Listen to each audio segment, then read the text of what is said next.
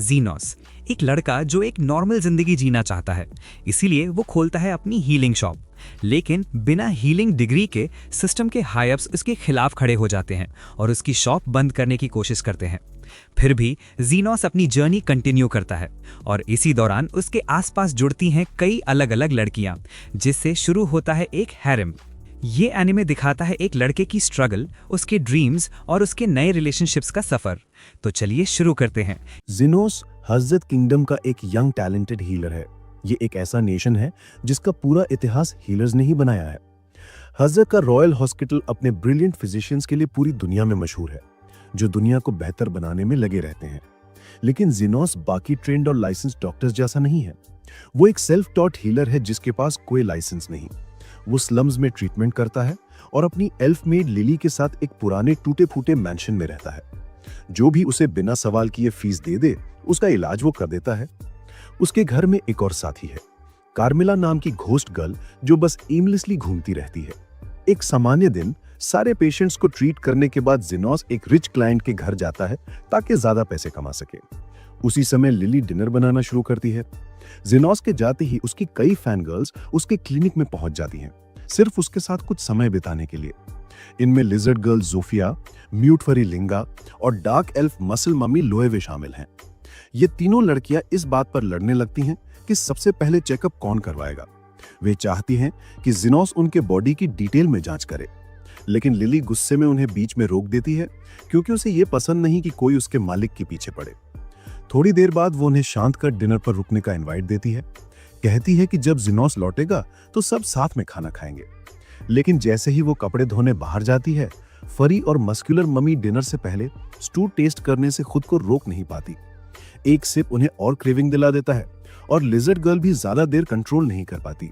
तीनों record time में पूरा स्टू खा जाती हैं। फिर अचानक उन्हें रियलाइजेशन होता है कि अब बड़ी मुसीबत आने वाली है। तभी लिली लौटती है और जब उसे पता चलता है कि सबने डिनर फिनिश कर दिया है तो वो घबरा जाती है। तीनों एक दूसरे को ब्लेम करने लगती हैं। तभी घोस्ट कार्मिला आ जाती है। वो बहुत नाराज है क्योंकि आज रात के खाने को लेकर एक्साइटेड थी। डर के मारे तीनों लिली को दूसरी बार कुकिंग में हेल्प करने को तैयार हो जाती हैं, मगर लिली दुखी होकर बताती है कि इंग्रेडिएंट्स ही नहीं बचे। तब वे डिसाइड करती हैं कि उसके लिए बेस्ट क्वालिटी इंग्रेडिएंट्स लाएंगी। उधर जब लड़कियां खाने की टेंशन में हैं, जीनोस अपना राउंड खत्म कर वापस लौट रहा होता है। रास्ते में उसे टिल नाम की डीमन गर्ल मिलती है, जो अनबेरेबल पेन में अपना पेट पकड़े हुए थी। जीनोस रुककर सिम्टम्स चेक करने की कोशिश करता है, लेकिन तभी उसका क्रूअल मास्टर वहां पहुंच जाता है। वो उससे पूछता है कि ये कहां थी। टिल उसे बताती है कि वो डॉक्टर के पास गई थी, लेकिन पैसे ना होने के कारण किसी ने चेक तक नहीं किया। वो एरोगेंट आदमी उसके बाल पकड़कर कहता है कि क्या उसे लगता है एक स्लेव को पेट दर्द का नाटक करके छुट्टी मिल जाएगी। वो उसे घसीटकर लोकल ग्रेवयार्ड ले जाता है और एक कब्र पर फेंक देता है। वहां से एक भूत निकलता है और उसके शरीर में घुस जाता है। वो आदमी उसे अपने काम, कब्रों से ट्रेजर निकालने के लिए मजबूर करता है। जब वो जवाब नहीं देती तो उसे जोर से किक मारता है। टिल अपना पेट पकड़े रहती है, तभी भूत उस पर पूरी तरह कंट्रोल कर लेता है। आदमी इसे इग्नोर करता है और कहता है कि अगर वो खाली हाथ लौटी तो उसे खाना नहीं मिलेगा। लेकिन अब टिल पूरी तरह पोजेस्ड होकर अचानक उस पर अटैक कर देती है और अपने क्लॉस से उसकी आंतें चीर देती है। घायल आदमी खून खंकारते हुए भागता है और रास्ते में जीनोस से हेल्प की गुहार लगाता है, मगर जीनोस कोल्ड तरीके से जवाब देता है कि उसके पास ऐसे एरोगेंट लोगों के लिए टाइम नहीं है। तभी टिल काली ऑरा में घिरी वहां पहुंचती है। लड़ाई शुरू होती है। टिल उस पर पत्थर फेंकती है जिन्हें जीनोस आसानी से डॉज कर लेता है। आदमी सोचता है कि शायद वो टिल को हरा सकता है, लेकिन जीनोस कहता है कि वो एक हीलर है और किलिंग उसका काम नहीं है। जब टिल बड़ा पत्थर फेंकती है तो उसे मैजिक कवर्ड फिस्ट से तोड़ देता है। फिर टिल उस पर तेजी से चार्ज करती है, लेकिन उसका जादुई बैरियर उसे दूर फेंक देता है। गंभीर चोटों के बाद भूत का कंट्रोल ढीला पड़ जाता है। जीनोस समझ जाता है कि उसकी रियल प्रॉब्लम यही थी। वो उसे हील करता है और एग्जॉर्सिज्म से भूत को निकालकर प्यूरिफाई कर देता है। ये सब देखकर रिच आदमी समझ जाता है कि जीनोस वाकई स्किल्ड है। वो अपनी जान बचाने की भीख मांगता है, मगर जीनोस कहता है कि उसका काम आज के लिए पूरा हो चुका है। आदमी जोर देकर इलाज मांगता है तो जीनोस उसे बताता है कि इसके लिए एक्स्ट्रा चार्जेस लगेंगे। वो पर्स फेंक देता है, मगर जीनोस कहता है कि यह पर्याप्त नहीं है। आदमी गुस्से में मेडिकल बोर्ड में कंप्लेंट करने की धमकी देता है। जीनोस हंसकर बताता है कि उसके पास लाइसेंस ही नहीं है, तो कंप्लेंट करके भी कोई फर्क नहीं पड़ेगा। अंत में वो कहता है कि बाकी पेमेंट के रूप में वो उस डीमन गर्ल को ले लेगा। अमीर कमीना तुरंत मान जाता है और जिनोस बिना देर किए उसका इलाज करता है। उसके बाद वो अनकॉन्शियस डीमन गर्ल के पास तब तक रहता है जब तक वो होश में नहीं आ जाती और उसके पेट में फिर से दर्द होने लगता है। वो जिनोस से पूछती है कि वो कौन है और वो उसे वो डॉक्यूमेंट दिखाता है जिसमें लिखा है कि वो उसका नया मास्टर है। फिर वो तुरंत काम पर लग जाता है और टिल को कपड़े उतारने के लिए कहता है क्योंकि उसे कुछ चेक करना है। टिल ये सोचकर घबरा जाती है कि उसका नया मास्टर एक परवर्टेड पर्सन है, लेकिन क्योंकि वो एक स्लेव है तो उसके पास कोई ऑप्शन नहीं। टिल अपनी शर्ट उतार देती है और जिनोस को एक गॉलस्टोन दिखाई देती है जो उसके दर्द का कारण बन रही है। वो कुछ मेडिकल जार्गन बोलना शुरू करता है मानो कि वो डॉक्टर हाउस हो, और फिर अपने मैजिक से उसके बॉडी से पित्त की पथरी निकाल देता है। टिल को तुरंत अच्छा फील होता है और वो जिनोस से पूछती है कि उसने ऐसा किया कैसे, और वो जवाब देता है कि उसने मैजिक से उसके बॉडी को चीरा, पथरी निकाली और फिर 1 सेकंड के अंदर ही उसे वापस जोड़ दिया। टिल को यकीन ही नहीं होता कि यह भी पॉसिबल है, लेकिन जिनोस कभी कभी हम्बल होना पसंद करता है और कहता है कि कोई भी हीलर ऐसा कर सकता था। टिल उसे ठीक करने के लिए बस थैंक यू कह सकती है, लेकिन जिनोस कहता है कि उसे उसका थैंक्स नहीं चाहिए, बल्कि वो चाहता है कि उसकी कीमत चुका दे। टिल उसके लिए कुछ भी करने को तैयार है, चाहे वो लक 3000 ही क्यों ना हो, लेकिन जिनोस कोई बीटा सिंप नहीं है और फिर वो उससे अपने लिए एक स्पेशल हब ढूंढने के लिए कहता है। टिल डिसअपॉइंट हो जाती है, लेकिन फिर भी वो उसके लिए स्पेशल हब ढूंढ लेती है और जिनोस उसे बताता है कि अब उसने उसकी पूरी कीमत चुका दी है। उसे समझ नहीं आता कि वो मजाक कर रहा है या सच, तो जिनोस उसे बताता है कि उसके बिना उसे ये हब्स नहीं मिलती, इसलिए उसने सचमुच उसे खरीदने के लिए पैसे दे दिए हैं और अब वो जहां चाहे जाने के लिए फ्री है। टिल को उस पर बिलीव नहीं होता, लेकिन जिनोस उस स्लेव का कॉन्ट्रैक्ट फाड़ देता है और उसे बताता है कि अब उसकी लाइफ उसकी है। वो इमोशनल हो जाती है और उसकी हेल्प के लिए उसका थैंक यू कहती है और जिनोस उसे कहता है कि अगर उसे कभी हीलर की नीड पड़े तो वो उसके क्लिनिक में आ जाए, लेकिन साथियों से ये वार्निंग भी देता है कि उसकी फीस थोड़ी ज्यादा है। ये कहकर वो राइट टाइम पर घर लौट आता है जब उसके तीनों सिम्स डिनर के इंग्रेडिएंट्स लेकर वापस आ जाते हैं। जिनोस को वो टाइम याद आता है जब वो प्रेस्टिजियस गोल्डन फिनिक्स का मेंबर था, जो पूरे किंगडम की सबसे स्ट्रॉन्गेस्ट एडवेंचरर पार्टीज में से एक बन गई थी। एक दिन पार्टी का लीडर अस्तान जिनोस से कहता है कि उन्हें अब अपनी पार्टी में एक पुअर स्लम ड्वेलर कॉमनर नहीं चाहिए और उसे सेवरेंस पे के रूप में एक गोल्ड कॉइन देता है। अस्तान क्लेम करता है कि जिनोस वैसे भी किसी काम का नहीं है और वे उसके बिना ज्यादा बेटर है। जिनोस कंफ्यूज है क्योंकि वो एक फिनोमिनल हीलर है जो पार्टी के फॉर्मेशन के बाद से उसकी हेल्प कर रहा है, लेकिन अस्तान इस पर हंसता है और जिनोस का मॉकिंग करता है, ये क्लेम करते हुए कि वो उनके लिए बस एक शील्ड है और कुछ नहीं। अस्तान उसे बताता है कि अब क्योंकि वे किंगडम की सबसे स्ट्रॉन्गेस्ट पार्टी हैं, तो वे बेसिकली सेलिब्रिटीज हैं और एलीट नोबल से भरी पार्टी में एक स्लम ड्वेलर का होना अच्छी बात नहीं है। अस्तान क्लेम करता है कि गोल्ड कॉइन उसे कहीं भी जाने के लिए काफी है और उसे उनकी पार्टी में होने के बारे में कभी माउथ नहीं खोलना चाहिए। जिनोस रियलाइज करता है कि ये सच में उसे चुप रहने के लिए पैसे हैं, इसलिए वो उठता है और रूम से बाहर चला जाता है और सोचता है कि अब वो अपनी लाइफ का क्या करेगा। रैंडमली वॉक करते हुए उसे अचानक किसी के स्ट्रगल की साउंड सुनाई देती है और वो चेक करने के लिए वहां जाता है। पता चलता है कि ये एक मेल और एक फीमेल हैं जो एक एल्फ मेड को सबड्यू करने की कोशिश कर रहे हैं ताकि वे उसे एक अगली नोबल को सेल कर सकें। लेकिन मेड बैकफाइट करने की कोशिश करती है और एस्केप करने पर वो मेल उसके लेग में एरो मार देता है। वो आगे बढ़ता है और उसका कॉलर पकड़ लेता है, लेकिन वो एल्फ बहुत एंग्री है और अटैकर के हैंड को कट कर लेता है, जिससे वो और भी ज्यादा एंग्री हो जाता है। फिर वो आदमी अपना डैगर पकड़कर उसके स्टमक में स्टैब कर देता है, जिससे फीमेल इरिटेट होती है और उसे अपना गुड्स बर्बाद करने के लिए फूल कहती है। जिनोस उन्हें ब्लड से लथपथ उस स्लेव गर्ल की बॉडी को लेकर आर्ग्यू करते हुए देखता है और वो तुरंत इंटरवीन करने का डिसाइड करता है। वो उसे मेड के बदले गोल्ड कॉइन ऑफर करता है और दोनों तुरंत एक्सेप्ट कर लेते हैं क्योंकि वो गर्ल ऑलमोस्ट डाइंग है। दोनों तुरंत डार्कनेस में डिसअपियर हो जाते हैं, जबकि जिनोस जल्दी से उसके वुंड की जांच करने लगता है। मेड सोचती है कि वो पहले ही डाइड है, लेकिन जिनोस एक अमेजिंग हीलर है और वो उसे इजीली पूरी तरह हेल्दी कर देता है। मेड पूरी तरह शॉक्ड है क्योंकि उसे कुछ भी फील नहीं हुआ और वो जिनोस को उसकी हेल्प के लिए थैंक यू कहती है। वो अपना इंट्रोडक्शन लिली के रूप में देती है और तुरंत उस गोल्ड कॉइन के बारे में वरीड हो जाती है जो जिनोस ने उसके लिए दिया था। जिनोस को ये रियलाइज होता है और वो उससे कहता है कि उसे इसकी बिल्कुल भी वरी नहीं करनी चाहिए क्योंकि ये कोई बिग डील नहीं थी। असल में वो वैसे भी अस्तान जैसे फूल से मिले चैरिटी के पैसे को होल्ड करके रखने के लिए कीन नहीं था। लिली पूछती है कि जिनोस कोई वर्ल्ड फेमस फिजिशियन है, लेकिन वो जवाब देता है कि वो कोई मामूली इंसान है जिसके पास हीलिंग लाइसेंस भी नहीं है। फिर वो पूछता है कि वो कहाँ रहती है, लेकिन वो जवाब देती है कि वो हंग्री और होमलेस है। जिनोस उसे अपने साथ ले जाने का डिसाइड करता है और एक छोटे इन में ले जाता है जहां पे उसके लिए कुछ नाइस क्लोथ्स और हॉट फूड लाता है। लिली हंग्रीली खाती है और पूछती है कि जेनोस कुछ नहीं खाएगा, जिस पर वो जवाब देता है कि उसे भूख नहीं है, जबकि असल में उसके पास फूड खरीदने के पैसे नहीं हैं।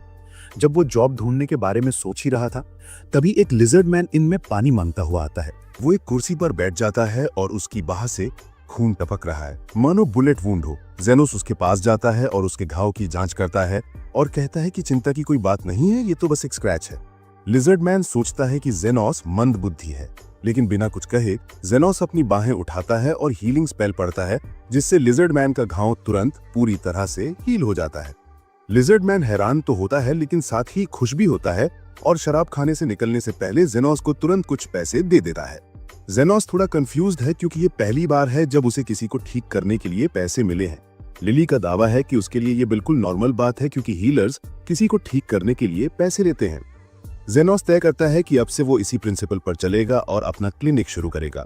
इसमें एक प्रॉब्लम ये है कि चूंकि वो झुग्गी झोपड़ियों से है, इसलिए लीगल ऑपरेशन का लाइसेंस पाना लगभग इम्पॉसिबल होगा। इसलिए उसे शायद एक अंडरग्राउंड फिजिशियन बनना पड़ेगा जो इल्लीगली काम करता हो। लिली इस फैसले से काफी खुश है और लाइफ टाइम उसकी मदद करने का वादा करती है। जेनोस इतनी छोटी लड़की को किसी इल्लीगल काम में घसीटना नहीं चाहता, लेकिन चूंकि वो लिली को ऐसे नहीं छोड़ सकता, इसलिए वो उसे फिलहाल अपने साथ रहने देने का फैसला करता है। वो उसे शहर के एक सुनसान इलाके में ले जाता है जहां ज्यादातर घर तबाह हो चुके हैं और कोई भी इंसान इधर उधर घूमता हुआ नहीं दिखता। लिली पूछती है कि वे इतनी बुरी जगह पर क्यों हैं, और जेनोस जवाब देता है कि उन्हें शहर के सेंटर से थोड़ी दूर रहना होगा, क्योंकि उन्हें रेडार से दूर रहना है। वो दावा करता है कि वो एक ऐसे घर की तलाश में है जिसे वो अपना घर कह सके, और आखिरकार उसे एक ऐसा घर मिल जाता है जो ज्यादा बुरा नहीं है। वो पूरे घर का मुआयना शुरू कर देता है, हालांकि उसकी हालत काफी खराब लगती है। जेनोस बस अपने घर के ऊपर छत पाकर खुश है, क्योंकि लाइफ के ज्यादातर टाइम उसे अपने पुरानी पार्टी में खुले में सुना पड़ा था। लिली अपने लाइट मैजिक से उस इलाके को रोशन करती है और जेनोस सब कुछ जांचने लगता है। तभी अचानक उनका सामना एक घोस्ट से होता है, जो कोई और नहीं बल्कि खुद कार्मिला है। लिली ये सोचकर जेनोस के पीछे छिप जाती है, क्योंकि अब अंत आ गया है। क्योंकि प्रेत सबसे शक्तिशाली मरे हुए राक्षस होते हैं, जिनके बारे में कहा जाता है कि उनमें डेथ टच होता है।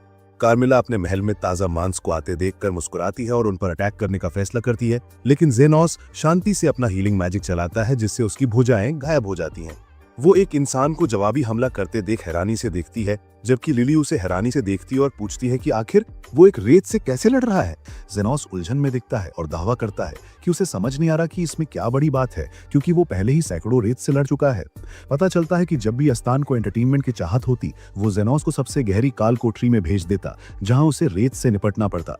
लेकिन जेनोस को जल्द ही रियलाइज हो जाता है कि रेत उसकी हीलिंग मैजिक के आगे कमजोर है। वर्तमान में वापस जेनोस कार्मिला से माफी मांगता है, लेकिन दावा करता है कि वो यहीं रहना चाहता है और उसे परेशान नहीं करेगा। रेत फिर से अटैक करने का फैसला करता है, लेकिन जेनोस उसे आसानी से पीछे धकेल देता है। कार्मिला नाराज हो जाती है, क्योंकि वो रेत की क्वीन है और इससे पहले किसी भी इंसान ने उसे चैलेंज करने की हिम्मत नहीं की। वो अपने हाथ ऊपर उठाती है और जेनोस से निपटने के लिए प्रेतात्माओं की एक छोटी सेना को बुलाती है, लेकिन अंडरग्राउंड हीलर उनसे कहीं ज्यादा शक्तिशाली है और तेज हीलिंग करता है, जिससे निचले स्तर की सभी प्रेतात्माएं तुरंत मर जाती हैं और कार्मिला अकेली रह जाती है। जेनोस फिर से इस तरह घुसने के लिए माफी मांगता है और पूछता है कि क्या उसे अपना क्लिनिक चलाने के लिए कम से कम एक रूम तो मिल सकता है। कार्मिला ये जानकर कि ये इंसान कुछ अलग है, जगह शेयर करने के लिए राजी हो जाती है, लेकिन गायब होने से पहले दावा करती है कि दूसरी मंजिल उसका निजी क्वार्टर है। इसके बाद कुछ दिन बीत जाते हैं, लेकिन जैसे जैसे वे कुछ आखिरी बदलाव करते हैं, रूम जल्द ही एक क्लिनिक जैसा लगने लगता है। लिली पूछती है कि क्या उन्हें विज्ञापन देना चाहिए, लेकिन जेनोस कहता है कि उन्हें कुछ भी करने की जरूरत नहीं है। तभी दरवाजा खुलता है और लिजर्ड मैन फिर से अंदर आता है। वो अपना इंट्रोडक्शन जोन के रूप में देता है और जेनोस को बताता है कि इस बार वो अपनी बहन को साथ लाया है। बहन जेनोस की ओर देखकर पूछती है कि क्या वो उसके हाथ के घाव का इलाज कर सकता है। जेनोस को रियलाइज होता है कि उसे शायद कोई जादुई जहरीली गोली लगी होगी, जिसने उसके हाथ को पूरी तरह से संक्रमित कर दिया है। वो दावा करता है कि हाथ काटना पड़ेगा, क्योंकि वो पहले ही मर चुका है। महिला उसकी ओर देखती है और पूछती है कि उसे कितना देना होगा, और जेनोस $100,000 बताता है। जेनोस इस बात से नाराज हो जाता है, क्योंकि ये एक साधारण अंग विच्छेदन के लिए बाजार की कीमत से कहीं ज्यादा है, लेकिन महिला उसे शांत करती है और दावा करती है कि जेनोस समझदार है और जानता है कि वो छिपकलियों के कबीले की सरदार जोफिया है। जेनोस को असल में ये नहीं पता था, लेकिन उसने ये नाम पहले सुना था, क्योंकि जुग्गियों में बड़े कबीले के नेता होते हैं। उनमें से एक जोफिया है, जो अमीरों से चुराकर गरीबों में बांट देती है। जोफिया उससे इतनी ऊंची कीमत का औचित्य पूछती है और जेनोस रूखेपन से जवाब देता है कि एक नया हाथ दोबारा बनाने में बहुत एनर्जी लगती है। ये सुनकर वो दंग रह जाती है और पूछती है कि आखिर दोबारा बनाने से उसका क्या मतलब है। वो उलझन में दिखता है और दावा करता है कि वो हाथ काटकर नया हाथ ला देगा। जोफिया चौंक जाती है, लेकिन कहती है कि अगर वो ऐसा कर सकता है तो वो उसे मांगे गए पैसे दे देगी। जल्दी वो उसे मेज पर लटा देता है और एक अलौकिक छुरी से उसका हाथ काट देता है, फिर एक नया हाथ लगा देता है। जेनोस ये जानकर हैरान है कि आमतौर पर मरी के हाथ ऐसा नहीं करते, जबकि जोफिया उसकी मदद के लिए उसका शुक्रिया अदा करती है और दावा करती है कि वो शायद और लोगों को उसके पास भेजकर ठीक करवाएगी। कुछ दिन बीतने के बाद एक रात मरीजों की देखभाल करने के बाद जेनोस कार्मिला और लिली के साथ चाय पीने बैठता है। तभी लिली पूछती है कि छिपकली वाले लोग हमेशा मदद के लिए उसके पास आने पर घायल क्यों होते हैं।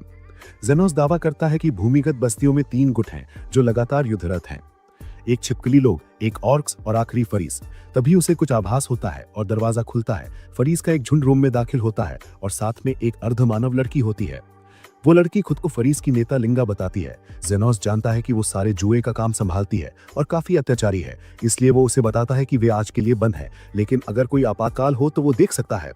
लिंगा हंसती है और दावा करती है कि चाहे वे छिपकली वाले लोगों को कितनी बार भी मारे, वे हमेशा पूरी तरह से ठीक होकर वापस आ जाते हैं। और फिर उसे पता चलता है कि जेनोस ही उन्हें ठीक कर रहा है।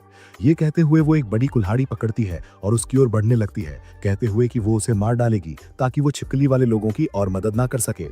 ये कहते हुए वो उस पर झपटती है, लेकिन उसके चारों ओर की ढाल कुल्हाड़ी को चकनाचूर कर देती है। सभी फरीज उस पर अटैक करने लगते हैं, लेकिन उस पर कोई असर नहीं होता, इसलिए वे उसके घर को तहस नहस कर देते हैं। वो उन्हें रोकने की कोशिश करता है, लेकिन वे एक न सुनते। तभी अचानक कार्मिला अपने घर के विनाश से क्रोधित होकर प्रकट होती है। एक प्रेत को उन पर क्रोधित देखकर सभी फरीज अपने पैंट में पेशाब कर देते हैं, लेकिन इससे पहले कि वो उन्हें मार पाती, जेनोस उसे रोक देता है और कहता है कि ये क्लिनिक जान बचाने के लिए है, ना कि लेने के लिए।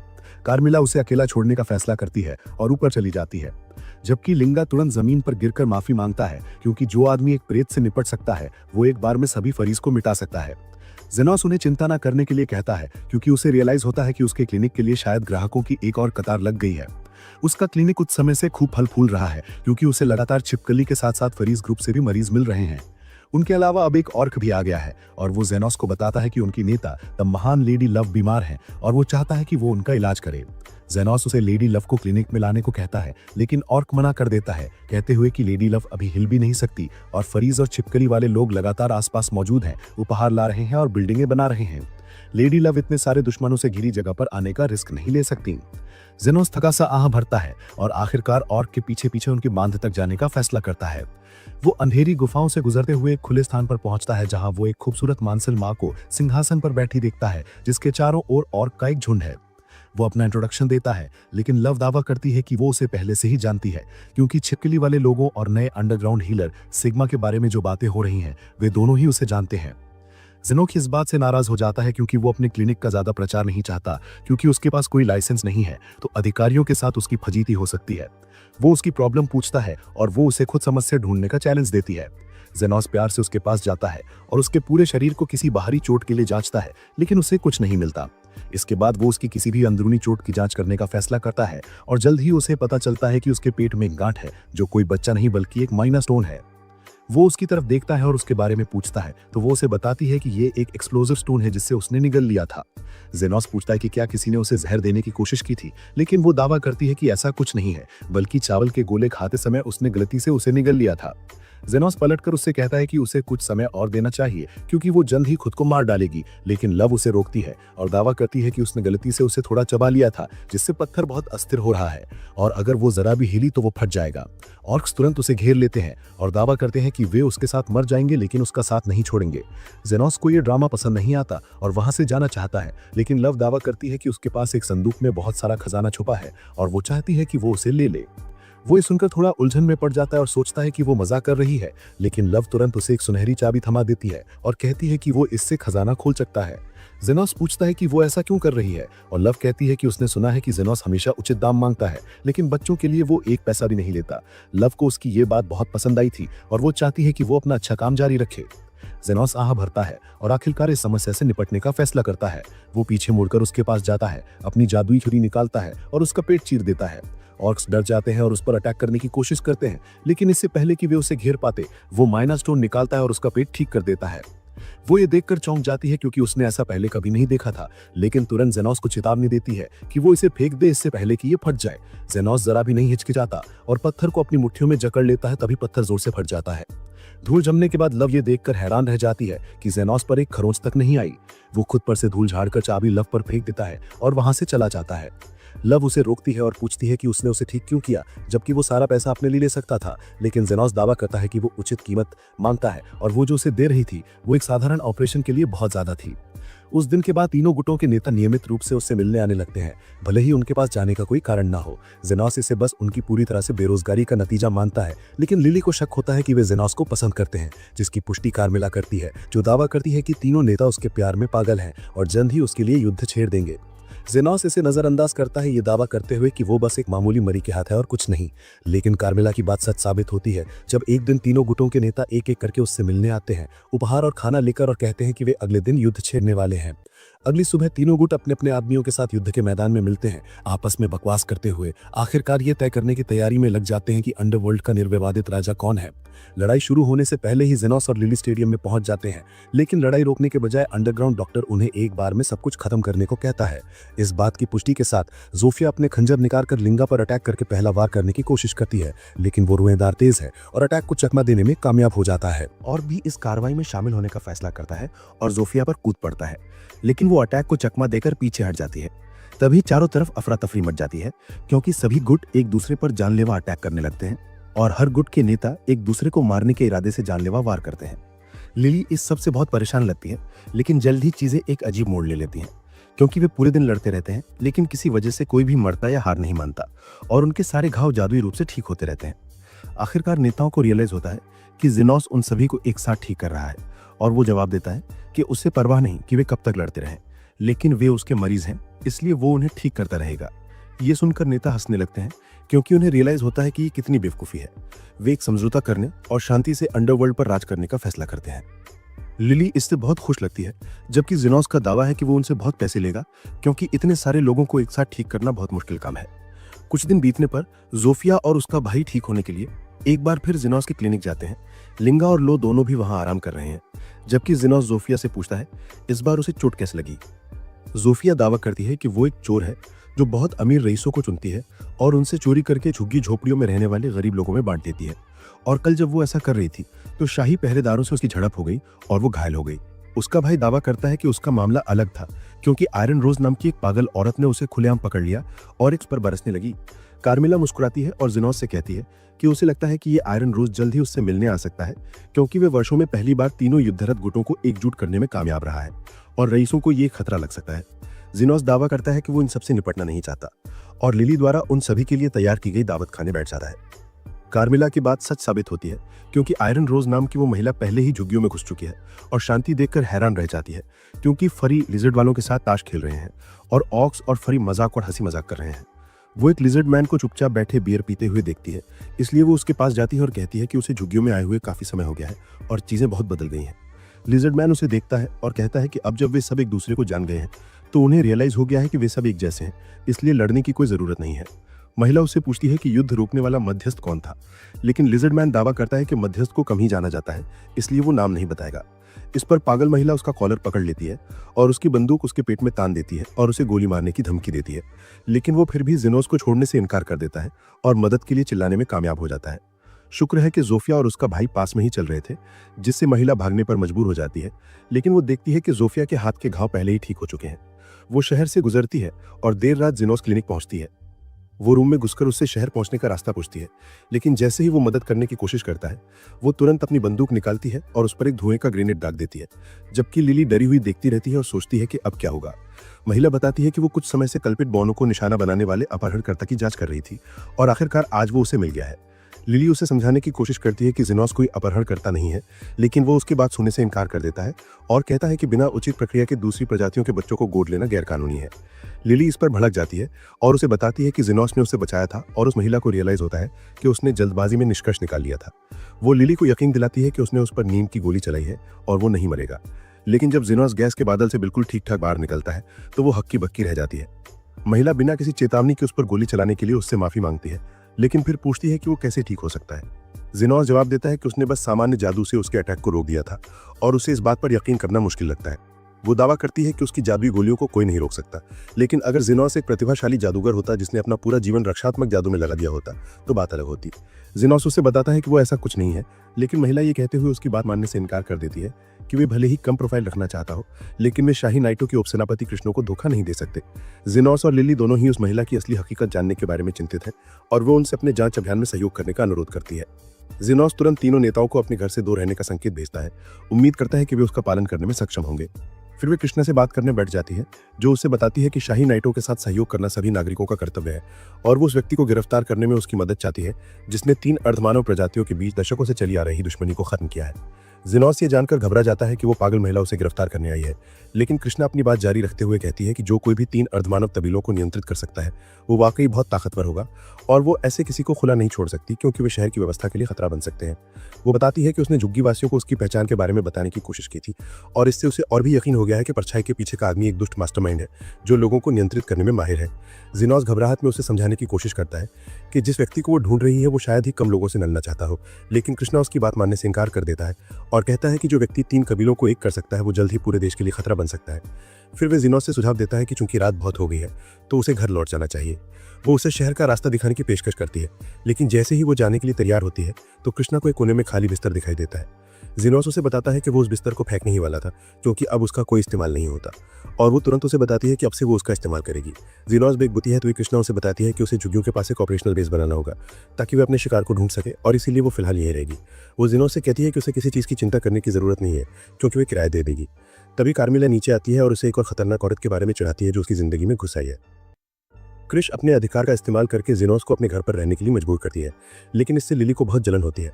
क्रिश को ये दिखाने के लिए कि वह जिनोस की नंबर 1 गर्ल है, लिली उसकी गोद में चढ़ जाती है और उसे अपने बाल थपथपाने के लिए कहती है। ये देखकर कार्मिला फिर से अपने अदृश्य रूप में नीचे आती है और जिनोस के कान में फुसफुसाकर उसे चढ़ाती है। फिर अचानक उसे सब रियलाइज हो जाता है और वो बहुत घबरा जाता है। उसके बाद लिली बार बार ये दिखाने की कोशिश करती है कि वो जिनोस के कितने करीब है, लेकिन बदकिस्मती से क्रिश उसकी चाय पर फूंक मारने में इतना व्यस्त रहता है कि उसकी तरफ ध्यान नहीं देता। आखिरकार लिली जल्दी ही सो जाती है और उसे बिस्तर पर लिटाकर जिनोस क्रिश से बात करने वापस आता है। वो उससे उस घटना के बारे में पूछती है जब उसने लिली को अपहरणकर्ताओं से बचाया था, लेकिन उसे ज्यादा कुछ याद नहीं है। क्रिश कुछ देर इस बारे में सोचती है और फिर विचित्र मध्यस्थ को ढूंढने के अपने मुख्य मिशन पर आ जाती है। वो अभी भी मानती है कि जिनोस एक प्रतिभाशाली जादूगर है जिसने रक्षात्मक जादू में महारत हासिल कर ली है और वो ये जानना चाहती है कि उसके जैसा कोई ऐसा भी था जिसने अपना जीवन उपचार जादू को समर्पित कर दिया हो। क्या वो अपनी भुजाएं पुनर्जीवित कर पाएगा? जिनोस उसे पूछता है कि क्या अच्छे उपचारकों के लिए ये सामान्य बात नहीं है, लेकिन कृष्ण अपनी आवाज के शोर में उसकी बात नहीं सुन पाती। वो कहती है कि केवल उच्च स्तरीय उपचारक संत ही खोए हुए अंगों को पुनर्जीवित कर सकते हैं और जिनोस उससे पूछता है कि इससे क्या फर्क पड़ता है। वो उसे बताती है कि उसने जोफिया के हाथ को पहले एक लड़ाई में बुरी तरह घायल कर दिया था, लेकिन जब वो कल झुग्गियों में आई थी तो उसका हाथ बिल्कुल ठीक था। क्रिश कहता है कि अगर ये झुग्गियों में रहने वाले किसी उच्च स्तरीय उपचारक का काम है तो उसका यहाँ काफी अधिकार होना चाहिए और वो वही मध्यस्थ हो सकता है जिसकी उसे तलाश है। जेनोस उससे पूछता है कि झुग्गियों को लेकर वो इतनी आक्रामक और भावुक क्यों है और क्रिश उसे बताता है कि उसकी माँ एक दयालु महिला जो रोज गरीबों को खाना खिलाने झुग्गियों में आती थी। झुग्गियों में किसी ने उसकी शादी की अंगूठी चुराने की कोशिश की थी। उसने कसम खाई थी कि वो एक ऐसी हीरो बनेगी जो झुग्गी झोपड़ियों में रहने वाले ऐसे अपराधियों को न्याय दिलाएगी और शूरवीरों की सबसे कम उम्र की उप सेनापति बनने के लिए कड़ी मेहनत करेगी। अगले दिन क्रिश झुग्गियों की फिर से जांच करने निकल जाती है और जेनोस से कहती है कि वो रात तक वापस आ जाएगी और इसी बीच जोफिया उससे मिलने आती है। उसका इलाज करते हुए जिनोस क्रिस की कहानी के बारे में सोचता रहता है, लेकिन कार्मिला उसे समझाती है कि ये कोई एबनॉर्मल बात नहीं है और उसे इससे इतना परेशान नहीं होना चाहिए। जैसे ही जिनोस जोफिया का इलाज पूरा करता है, क्रिस घर लौट आती है और दोनों महिलाओं के बीच तुरंत टकराव शुरू हो जाता है। लिली बीच में आकर कहती है कि जोफिया भी भटक गई थी और यहीं आ गई, लेकिन क्रिस मानने को तैयार नहीं होती। वो जोफिया से उस मीडिएटर के बारे में पूछती है जिसने उसे ठीक किया था और दावा करती है कि वो एक विकेड आदमी है जो स्लम्स के लोगों को रिबेलियन के लिए एकजुट कर रहा है। जोफिया उसका मजाक उड़ाते हुए कहती है कि बुरे लोग समाज के हर वर्ग में पाए जाते हैं, लेकिन क्रिस एक क्लासिस्ट कमीना है जो सिर्फ स्लम्स में रहने वालों में ही बुराई ढूंढती है। वो उससे बताती है कि जिस किडनैपिंग गैंग की वो इन्वेस्टिगेशन कर रही है उसके पीछे एक हाई रैंकिंग नोबल है, लेकिन रॉयल नाइट्स ने इतनी क्लैरिटी के बावजूद उसकी जांच करने की कोशिश तक नहीं की। क्रिस उसकी बात पर बिलीव करने से इनकार कर देती है, लेकिन जोफिया उसकी जस्टिस लविंग नेचर को झूठा बताती है और कहती है कि मीडिएटर उससे कहीं बेहतर इंसान है जिसे हायरार्की या पॉलिटिक्स की परवाह नहीं है और वो बस उन लोगों को बचाता है जिन्हें उसकी हेल्प की जरूरत है। क्रिस एंग्री हो जाती है और उसे शूट करने का फैसला करती है, लेकिन जिनोस उनके बीच आ जाता है और नाइट से कहता है कि वो उसे अपने पेशेंट को शूट नहीं करने देगा। क्रिस उससे पूछती है कि वो क्या नॉनसेंस कर रहा है और जीनोस उसे ट्रुथ बताने का फैसला करता है। वो उसे बताता है कि वही वो हीलर और मीडिएटर है जिसकी उसे तलाश है, लेकिन क्रिस उस पर बिलीव नहीं करती। वो दावा करती है कि वो डिफेंसिव मैजिक में एक्सपर्ट है और वो एक ही समय में हीलिंग मैजिक में प्रोफिशिएंट नहीं हो सकता, इसलिए वो उससे लाई बोल रहा है। हालांकि अब उसे यकीन हो गया है कि वो भी डेमी ह्यूमंस और मीडिएटर के पक्ष में है, इसलिए वो उससे सारे रिलेशंस खत्म करने का फैसला करती है। वो उससे कहती है कि वो स्लम्स में रहने और काम करने के लिए कोई और जगह फाइंड कर लेगी, क्योंकि वो उसके साथ रहकर अपनी आइडियल नाइट की इमेज को हार्म नहीं होने दे सकती। ये कहकर वो क्लिनिक से निकल जाती है और स्लम्स के ऑपोजिट डायरेक्शन में चली जाती है। जीनोस को लगता है कि वो एक तरफा रास्ता भटक गई है, लेकिन क्रिस सीधे कैलेंडर नाम के एक नोबल के घर जाती है जिस पर जोफिया ने किडनैपिंग गैंग का मास्टरमाइंड होने का आरोप लगाया था। क्रिस कैलेंडर को बताती है कि इस एरिया में हाल ही में क्राइम बढ़े हैं और वो उसकी मैंशन की सिक्योरिटी का सरप्राइज इंस्पेक्शन करने आई है। कैलेंडर हैप्पीली उसे अपने घर की सिक्योरिटी चेक करने की परमिशन देता है और क्रिस को कुछ भी अनयूजुअल नहीं लगता, जिससे उसे लगता है कि जोफिया पहले तो बस नॉनसेंस कर रही थी। हालांकि जैसे ही वो वापस जाने वाली होती है, क्रिस को सिक्योरिटी गार्ड्स की डिस्ट्रीब्यूशन में कुछ अजीब सा फील होता है। उसे पता चलता है कि कैलेंडर के घर पर जरूरत से ज्यादा गार्ड्स हैं और उनमें से ज्यादातर बैकगेट के पास तैनात हैं। वो आगे इन्वेस्टिगेशन करने का फैसला करती है और किडनैपिंग विक्टिम से भरी एक अंडरग्राउंड प्रिजन पाती है।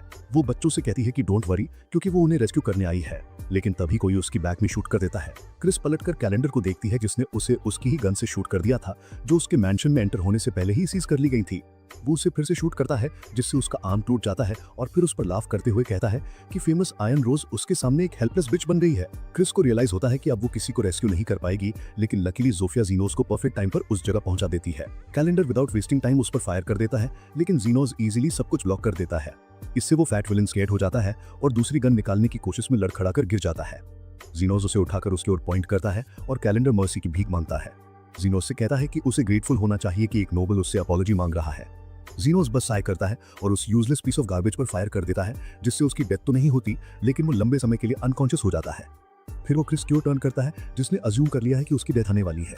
वो जीनोस से रॉयल नाइट्स को बताने के लिए कहती है कि यहाँ क्या हुआ था, लेकिन जीनोस उसे शट अप रहने के लिए कहता है, क्योंकि उसे उसकी आर्म वापस ग्रो करने पर फोकस करना है। जब वो कंप्लीटली ठीक हो जाती है तो क्रिस को फाइनली समझ आता है कि जीनोस ही हीलर और मीडिएटर है जिसकी उसे तलाश है। वो उसे एक ट्रू हीरो मानने लगती है और कहती है कि वो कभी भी उसके इक्वल कुछ नहीं कर सकती। हालांकि जीनोस उसे बताता है कि वो यहाँ के बच्चों का हीरो है, क्योंकि उन्हें रेस्क्यू करने के लिए सबसे पहले वो आगे आई थी। ये सुनकर क्रिस की आईज में टीयर्स आ जाते हैं और वो बच्चों को रेस्क्यू करने के लिए सोल्जर्स को कॉल करती है। जीनोस जोफिया से कहता है कि उन्हें वापस रिटर्न हो जाना चाहिए, इससे पहले कि कोई उनके पास आए, लेकिन क्रिस तुरंत उनके पीछे रन करती है और जीनोस से पूछती है कि उसने उसे बचाया क्यों। वो उसे ब्लंटली बताता है कि उसने उसके घर पर एक नाइट रुकने का रेंट नहीं दिया है और वो उसे आज के ट्रीटमेंट बिल्स के साथ उसका बिल भी सेंड करने वाला है। कुछ दिन बाद जीनोस लिली के साथ ग्रोसरी शॉपिंग करने जाता है, लेकिन जैसे ही वो कुछ फैमिली स्ट्रीट से गुजरता है, उसे अपने चाइल्डहुड की मेमोरीज रिफ्रेश हो जाती हैं। वो स्लम्स में एक लोनली ऑर्फन था, जब तक कि एक दिन एस्टन नाम का एक एडवेंचरर उसे हायर करने के लिए वहां नहीं आया। उसे जरा भी परवाह नहीं थी कि जीनोस क्या कर सकता है, क्योंकि वो तो बस यही चाहता था कि कोई उसके टास्क निपटा दे और उसका स्लीव बन जाए। जीनोस ने एस्टन को बताया कि उसे कुछ हीलिंग मैजिक आता है, लेकिन एस्टन बस लाफ्ड, क्योंकि स्लम्स का कोई भी पुअर ऑर्फन उस तरह की एजुकेशन का एक्सपेंस नहीं अफोर्ड कर सकता। फिर भी उसने जीनोस को अपने ग्रुप में ज्वाइन कर लिया और वे साथ मिलकर एडवेंचरस एक्टिविटीज करने लगे। जब एस्टन मॉन्स्टर से फाइट कर रहा था तो जीनोस उसके पीछे खड़ा रहा और उसकी इंजरीज को इतनी क्विकली ठीक कर दिया कि एस्टन को लगा जैसे वो अनटचेबल है। उसे लगा कि ये सब उसकी अपने स्किल्स की वजह से है और जीनोस बस उसके पीछे यूजलेस खड़ा था, इसलिए उसने उसे किक आउट कर दिया। प्रेजेंट में एस्टन अपने क्रू गोल्डन फिनिक्स को मॉन्स्टर्स की एक केव में ले जाता है, क्योंकि एक पावरफुल लॉर्ड ने उन्हें मॉन्स्टर्स का कुछ फल लाने का ऑर्डर दिया है। सब लोग एब्सोल्युटली क्वाइट है और कुछ लोगों को तो हैंगओवर भी है, क्योंकि वो जहां भी जाते हैं उनके साथ सेलिब्रिटी जैसा बिहेव किया जाता है। केव में एंटर करते ही उन्हें फ्लेम फॉक्स मिल जाते हैं और एस्टन एक आदमी को ऑर्डर देता है कि वो उस पर कोई डिफेंसिव मैजिक करे, इससे पहले कि वो रेकलेसली मॉन्स्टर्स पर अटैक करे। मॉन्स्टर उसका आर्म काट लेता है, जिससे वो बैडली जल जाता है और एस्टन पैनिक हो जाता है, क्योंकि उसे पेन की हैबिट नहीं है। इस बीच उसके क्रू के अदर मेंबर्स पर फॉक्सेस अटैक कर देते हैं और एस्टन को लगता है कि वो इनकॉम्पिटेंट फूल से घिरा हुआ है। वो डिफेंस टीम के रिस्पॉन्सिबल पर्सन की ओर टर्न करता है, जो हैंगओवर के कारण अपने माइंड को ठीक से फोकस नहीं कर पा रहा है।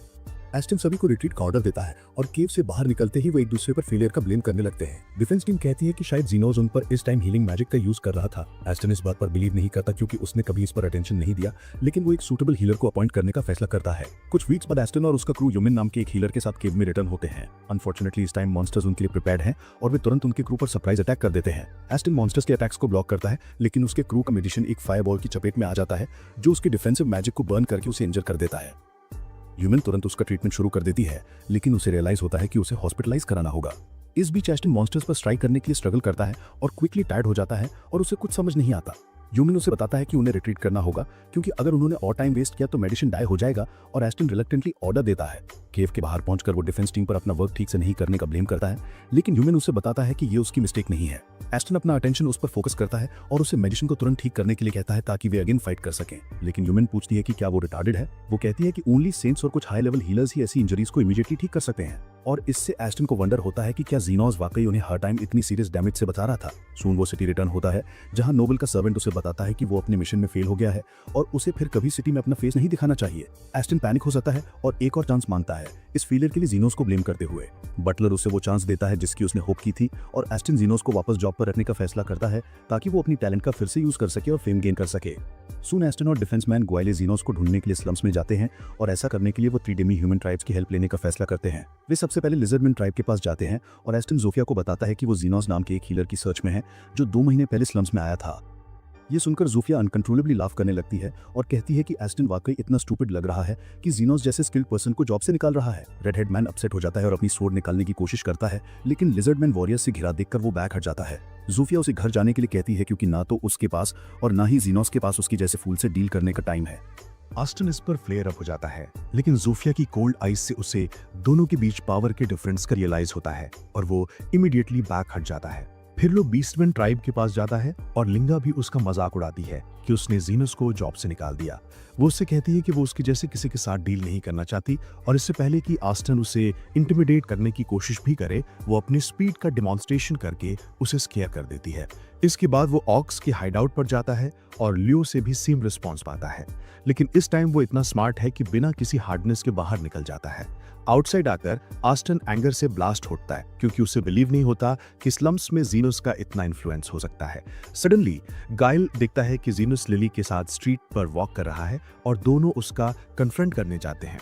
आस्टन हार्ड बिहेवियर करता है और जीनस से कहता है कि ये उसकी फेट ही है कि वो 2 मंथ्स तक अकेले अलाइव रहा।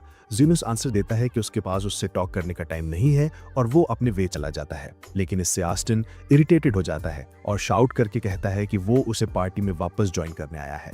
जीनस कोल्ड वॉइस में रिफ्यूज कर देता है और आस्टन से कहता है कि कोई भी विदाउट सैलरी और हॉरिबल वर्किंग कंडीशंस वाली जॉब एक्सेप्ट नहीं करेगा।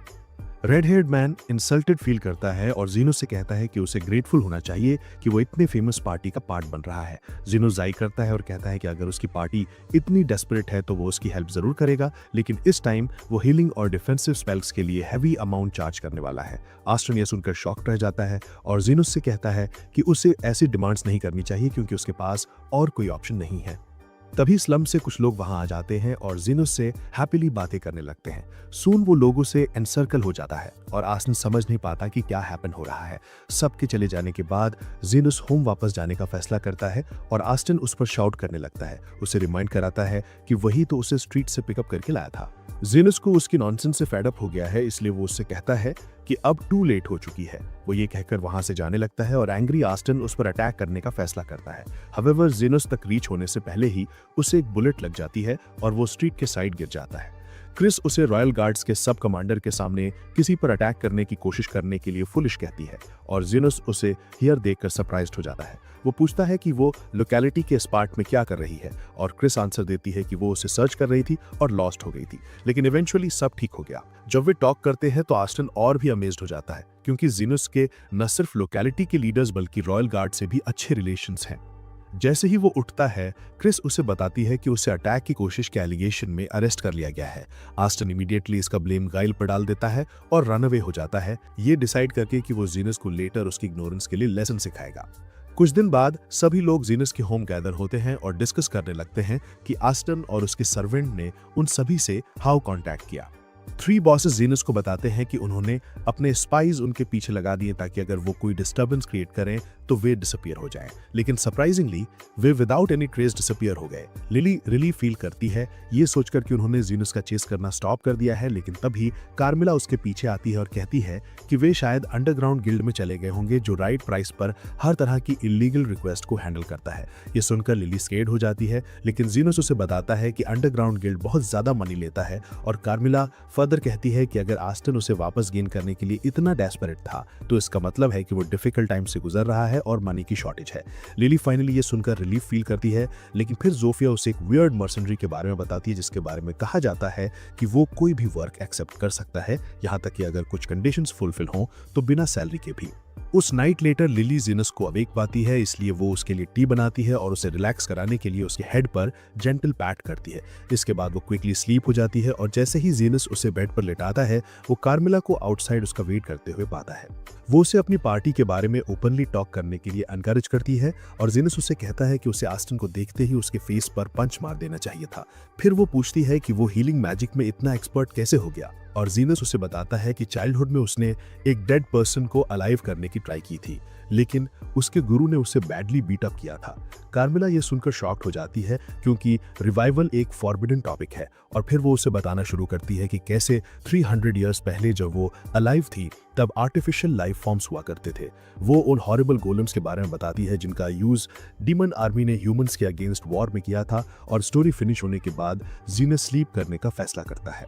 सडनली ग्राउंड शेक होती है और कार्मिला स्लम लोकेलिटी में क्या हैपन हो रहा है ये देखने के लिए स्काई में फ्लाई कर जाती है।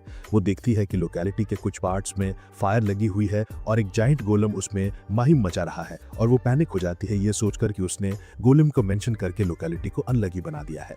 जाइंट गोलम स्लम्स में डिस्ट्रक्शन मचा रहा है, अपने वे में आने वाली हर चीज को डिस्ट्रॉय कर रहा है और लोग अपनी लाइफ बचाने के लिए रन कर रहे हैं। जीनस गोलम को नियर बाय देखने के लिए वहां आता है और कार्मिला भी उसके साथ अकंपनी करती है। वो कहती है कि ये वाकई सस्पिशियस है कि इतना ओल्ड वेपन स्लम की स्ट्रीट्स पर पड़ा है और वो वंडर करते हैं कि यही एयर कैसे आया।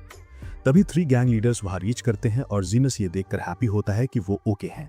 गर्ल्स उसे बताती हैं कि उन्हें कोई इंजरी नहीं आई है, लेकिन उनके सबऑर्डिनेट्स मॉन्स्टर के अटैक में बैडली इंजर्ड हो गए हैं। वे जीनस से उस जाइंट मॉन्स्टर के बारे में पूछती हैं क्योंकि उन्होंने फर्स्ट टाइम ऐसा कुछ नहीं देखा था और जीनस उन्हें बताता है कि ये मैजिकल टेक्नोलॉजी से बनाया गया एक आर्टिफिशियल लाइफ फॉर्म है जिसे एक्सटिंक्ट माना जाता था। लो कहती है कि उसके एक ऑर्क ने बताया कि गोलम स्लम्स के इनसाइड से आया है और जीनस को डाउट है कि कहीं इसके पीछे कोई अंडरग्राउंड एसोसिएशन तो नहीं है। वो डिसाइड करता है कि इंजर्ड लोगों को ठीक करना सबसे इंपॉर्टेंट है और 3 गर्ल्स से कहता है कि वो सभी इंजर्ड लोगों को एक प्लेस गैदर करें। वो स्वेयर करता है कि जिसने भी ऐसा किया है उसे इसकी प्राइस चुकानी पड़ेगी, लेकिन गोलम सेंड करने वाला मैन दूर से ही उसका परफॉर्मेंस देख रहा है। गायल नाम का असैसिन ही इस अटैक के पीछे है।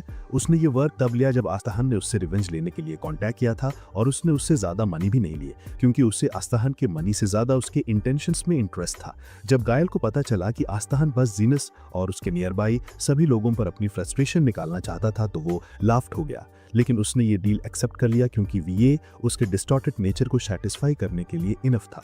फिर उसने आस्ताहन को एक गोलम कोर दिखाया जिसे वो डेवलप कर रहा था और उसे बताया कि ये जीनस को कंप्लीटली डिफीट करने के लिए इनफ होगा। एट प्रेजेंट गायल गोलम को स्लम्स में डिस्ट्रॉय करते हुए देखता है और सोचता है कि ये क्वाइट डिस्ट्रक्टिव है, लेकिन ये इतना फास्ट नहीं है जितना वो चाहता था।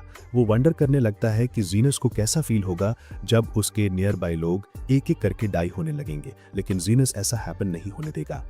जैसे ही 3 डेमी ह्यूमन गैंग सभी इंजर्ड लोगों को एक प्लेस गैदर करते हैं, वो एक पावरफुल हीलिंग स्पेल का यूज करता है जिससे वे इमीडिएटली ठीक हो जाते हैं।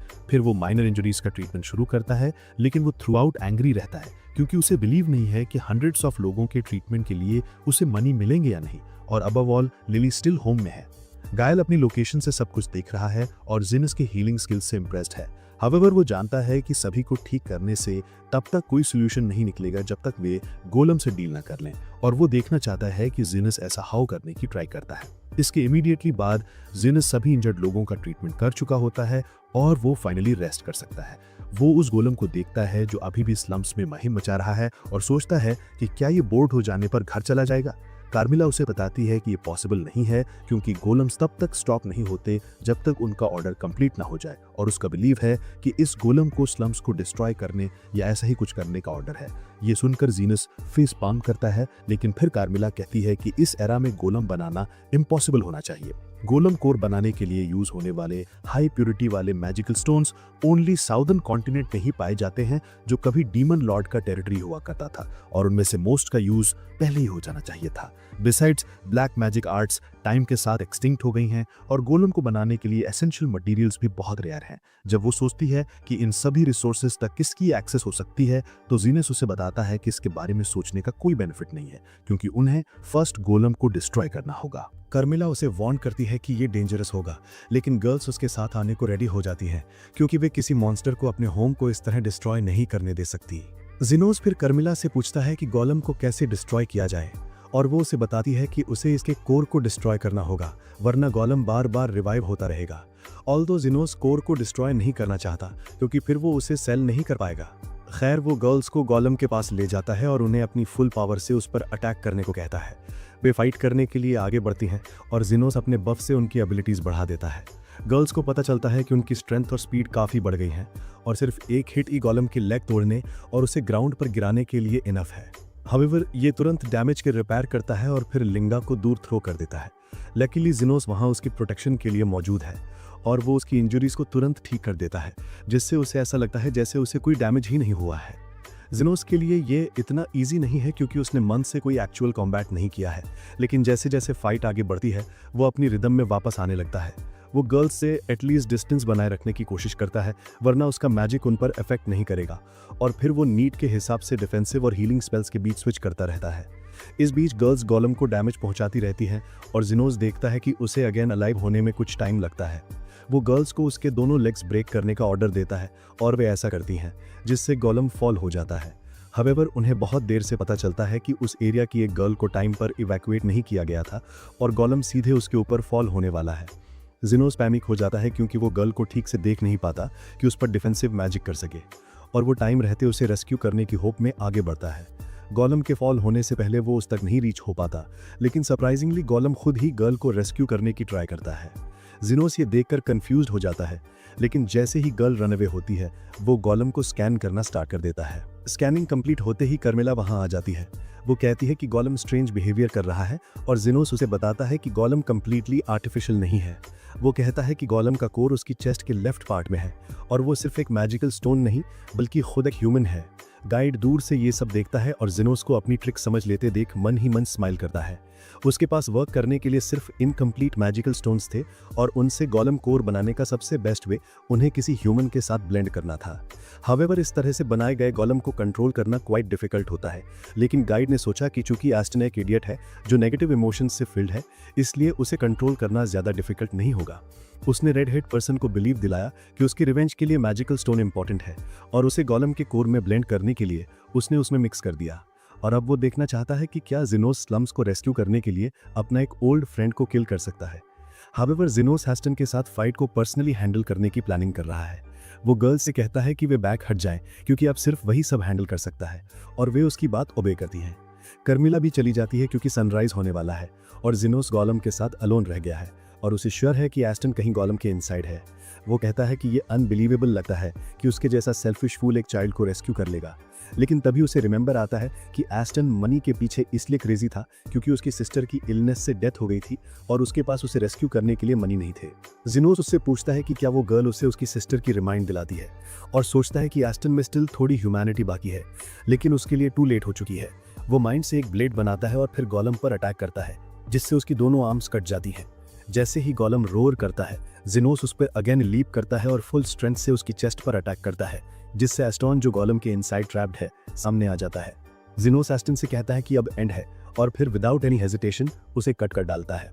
गाइड ये देखकर शॉक्ड होता है क्योंकि उसने जिनोस से इतनी रूथलेसनेस की होप नहीं की थी, लेकिन वो ये भी अंडरस्टैंड करता है कि वो शायद इस बैड बिहेवियर का रिवेंज लेना चाहता है। वो निराश होकर वहां से लीव करने का डिसीजन करता है, लेकिन तभी उसे कुछ स्ट्रेंज सा शो होता है। जिनोस ने सिर्फ एस्टन को कट कर रहा है बल्कि उसे ठीक भी कर रहा है। वो एस्टन के बॉडी के उन पार्ट्स को डिस्ट्रॉय कर देता है जो मैजिकल स्टोन से कनेक्टेड हैं और फिर उन्हें तुरंत रिवाइव कर देता है, जिससे वो एक नॉर्मल ह्यूमन बॉडी में चेंज हो जाता है। ये रियली टायरिंग है, लेकिन जिनोस कंटिन्यूअसली ऐसा करता रहता है और गाइड ये देखकर स्टंट रह जाता है। उसे बिलीव नहीं हो रहा कि हंड्रेड्स ऑफ पीपल को ठीक करने के बाद भी जिनोस में इतनी एनर्जी और एक्यूरेसी बची हुई है। वो स्टिल ये अंडरस्टैंड नहीं कर पा रहा कि उसके जैसा स्किल्ड कोई और भी हो सकता है और अपनी स्ट्रैटेजी पर रिकंसिडर करने लगता है। इस बीच जिनोस एस्टन से कहता है कि अगर वो यहीं डाई हो जाए तो वर्ल्ड के लिए बेटर होगा, लेकिन वो ऐसा हैपन नहीं होने दे सकता क्योंकि किसी को तो स्लम्स को हुए डैमेज और नाइट लॉन्ग लोगों का ट्रीटमेंट करने की उसकी फीस चुकानी होगी। इसलिए वो एस्टन और उसके एसोसिएट से मनी एक्सट्रैक्ट करने के लिए उसे अलाइव रखेगा। सेकेंड रीजन ये है कि एस्टन ने फर्स्ट में भी उस पर 2 बिग फेवर्स किए थे। फर्स्ट उसे स्ट्रीट से रिमूव करना था और सेकेंड उसे सेवरेंस पे के रूप में एक गोल्डन कॉइन देना था, जिससे उसे लिली को फ्री करने में हेल्प मिली और इस डिसीजन ने उसकी लाइफ चेंज कर दी। जीनोस फर्दर कहता है कि लास्ट और मोस्ट इंपॉर्टेंट रीजन ये है कि वो एक हीलर है और अपनी सुपरविजन में किसी को डाई नहीं दे सकता। इसके साथ ही वो एस्टन के हार्ट में लगे मैजिकल स्टोन पर फुल स्ट्रेंथ से अटैक करता है और उसे क्रश कर देता है। सून एस्टन मैजिकल स्टोन से कंप्लीटली फ्री हो जाता है और घुटनों के बल बैठकर एक्सेप्ट करता है कि जीनोस इतना वंडरफुल है कि उसे वॉमिट आने लगती है। उसने उसे फर्स्ट डेमी ह्यूमन गर्ल्स का साथ देते देखा था और अब उसे रियलाइज होता है कि वो उनकी टीम के साथ भी यही कर रहा था। वो ग्राउंड पर फॉल हो पड़ता है और जीनोस से अपॉलॉजी मांगता है, ऑल्दो वो इसके वर्दी नहीं है। जीनोस उसे गेटअप होने के लिए कहता है और एस्टन कहता है कि जब तक उसे फॉरगिवन नहीं कर दिया जाता वो नहीं गेटअप होगा, लेकिन जीनोस उसे हरी करने के लिए कहता है क्योंकि उसे उसके फेस पर पंच मारना है। एस्टन स्टन्ड रह जाता है, लेकिन तभी जीनोस अपनी लास्ट स्ट्रेंथ लगा के उसके पंच का इम्पैक्ट 10 गुना बढ़ा देता है। वो बैकवर्ड्स वॉक करने लगता है, लेकिन जीनोस स्कैरी स्माइल के साथ कहता है कि उसने उसे फर्स्ट इसलिए नहीं डाइने दिया क्योंकि वो उसके फेस पर पंच नहीं मार सका। ऐसा कहते हुए वो एस्टन को लाउडली पंच मारता है और उसे नीचे गिरा देता है। कुछ मिनट्स बाद एस्टन को कॉन्शियसनेस आता है और वो क्रिस को अपने नियर बाय खड़ा पाता है। वो उसे पूछता है कि जीनोस वेयर है, तो वो आंसर देती है कि वे में उससे मेट हुई थी और उसने सारी बातें बता दी थी। वो कहती है कि ये एक मिरेकल है कि इस इंसिडेंट में किसी को हर्ट नहीं हुई है और एस्टन को लाइफ टाइम जीनोस का इंडेटेड रहना होगा। फिर वो उसे मैनी क्राइम्स के लिए अरेस्ट करती है और उसमें पब्लिक इंडिसेंसी भी ऐड कर देती है। तभी एस्टन को रियलाइज होता है कि वो अपने बर्थडे सूट में बैठा है। क्रिस उसे जीनोस का एक मैसेज देता है जिसने उसकी स्वॉर्ड इसलिए ली थी ताकि वो उसे सेल करके डैमेज की भरपाई कर सके। एस्टन को रियलाइज होता है कि अब उसके पास एक्चुअली कुछ भी नहीं बचा है, हेयर तक ही उसके क्लोथ्स भी नहीं। हावेवर जीनोस ने उसके लिए एक फेयरवेल गिफ्ट छोड़ा है और वो एक गोल्डन कॉइन है, एग्जैक्टली उसकी सेवरेंस पे की तरह। क्रिस कहता है कि जीनोस उसे फिर कभी नहीं देखना चाहता और ये सुनकर एस्टन चिल्ड्रन की तरह क्राई करने लगता है। इस बीच जीनोस घर की ओर स्लोली वॉक कर रहा है, लेकिन वे में उसकी मीटिंग डेमी ह्यूमन गर्ल्स से होती है और वो उसका अकंपनी करती है, भले ही वो उन्हें बताता है कि वो ओके है। सून वे उसके होम रीच हो जाती हैं और लिली इमीडिएटली जीनोस के भलकम में उसके लिए कप टी बनाती है क्योंकि उसे श्योर था कि वो without any harm home return हो जाएगा। कुछ देर बाद क्रिस जीनोस से मीट करने आता है और उसे गोलम इंसिडेंट की इन्वेस्टिगेशन के बारे में बताता है। वो कहती है कि उन्हें कोई सॉलिड प्रूफ नहीं मिला है, लेकिन उनका बिलीव है कि गोलम के बिहाइंड गाइड नाम का ही पर्सन था। जीनोस स्वेर खाता है कि वो एक डे गाइड को फाइंड कर लेगा और उससे सारा रिमेनिंग इंटरेस्ट समेत कलेक्ट कर लेगा, लेकिन क्रिस कहता है कि यह डिफिकल्ट होगा। गाइड ने कोई ट्रेस नहीं छोड़ा और जिस बिल्डिंग में उसकी मीटिंग एस्टान से हुई थी उसे नाइट्स के मीट होने से पहले ही क्लीन कर दिया गया था और अबैंडन कर दिया गया था। जूफिया कहती है कि उसने भी इस मैटर में थोड़ी सर्चिंग की और फाउंड किया कि गाइड रिसेंटली अंडरग्राउंड गिल्ड में ज्वाइन हुआ है और वो ऑफन अलोन ही वर्क करता है। लिंगा ने भी सिमिलर स्टोरीज सुनी है और लो का कहना है कि अंडरग्राउंड गिल्ड में अदर्स के वर्क्स में इंटरफेयर ना करना कॉमन बात है। उसका बिलीव है कि गिल्ड के पीपल से इंटेरोगेट करने पर भी उन्हें ज्यादा कुछ नहीं मिलता। क्रिस कहता है कि उन्होंने गाइड को वांटेड लिस्ट में पुट कर दिया है और नाइट्स उसकी सर्च में है, लेकिन जिस तरह से उसने अपनी प्रेजेंस को इतनी परफेक्टली इरेज कर दिया है उसे देखते हुए प्रोबेबली उन्हें कुछ भी न मिले। हाउएवर 3 गर्ल्स बॉसेस को लगता है कि गाइड सून हाइडिंग प्लेस से बाहर आ जाएगा और तब उससे डील करना वेरी डिफिकल्ट होगा। क्रिस उन्हें रैंडमली स्पेक्यूलेट करना स्टॉप करने के लिए कहता है क्योंकि थिंग्स ऐसे नहीं वर्क करती और वे उसे हिपोक्रेट कहते हैं क्योंकि वो भी बस गेसिंग कर रही है। क्रिस कहती है कि उसके पास एक थियरी पर स्पेक्यूलेट करने के लिए नेसेसरी एक्सपीरियंस और इन्फॉर्मेशन है जो गेसिंग से डिफरेंट है। जीनोस गर्ल्स से कहता है कि ये गुड बात है कि वे सिविलाइज्ड पीपल की तरह आर्ग्यू कर रही हैं, लेकिन वो उनसे कहता है कि जब वे टॉक करें तो एटलीस्ट एक दूसरे का फेस करें क्योंकि ये उसके लिए अनकंफर्टेबल हो रहा है। क्रिस कहती है कि वो एक रिस्पेक्टेड रॉयल वॉरियर है और 3 गैंग लीडर्स के साथ एक टेबल शेयर नहीं कर सकती और डेमी ह्यूमन गर्ल्स उससे कहती हैं कि वे भी उसे नहीं चाहती। जीनोस उनकी नॉनसेंस सुनने के मूड में नहीं है, इसलिए वो उन्हें क्लिनिक से आउटसाइड पुश कर देता है क्योंकि वो आज रेस्ट करना चाहता है। फिर वो रेस्ट करने के लिए कुछ बुक्स रीड करने बैठ जाता है और लिली वरी से उसके पास आती है। वो कहती है कि गोलम के अटैक के बाद से वो बहुत टायर्ड लग रहा है और उसने कुछ ऐसा सोचा है जिससे उसे रिलैक्स मिल सके। वो कहती है कि उन दोनों को टुगेदर किसी हॉट स्प्रिंग पर गो करना चाहिए, लेकिन जैसे ही वो ये कहने वाली होती है जोफिया सडनली आ जाती है और लिली को शॉक कर देती है।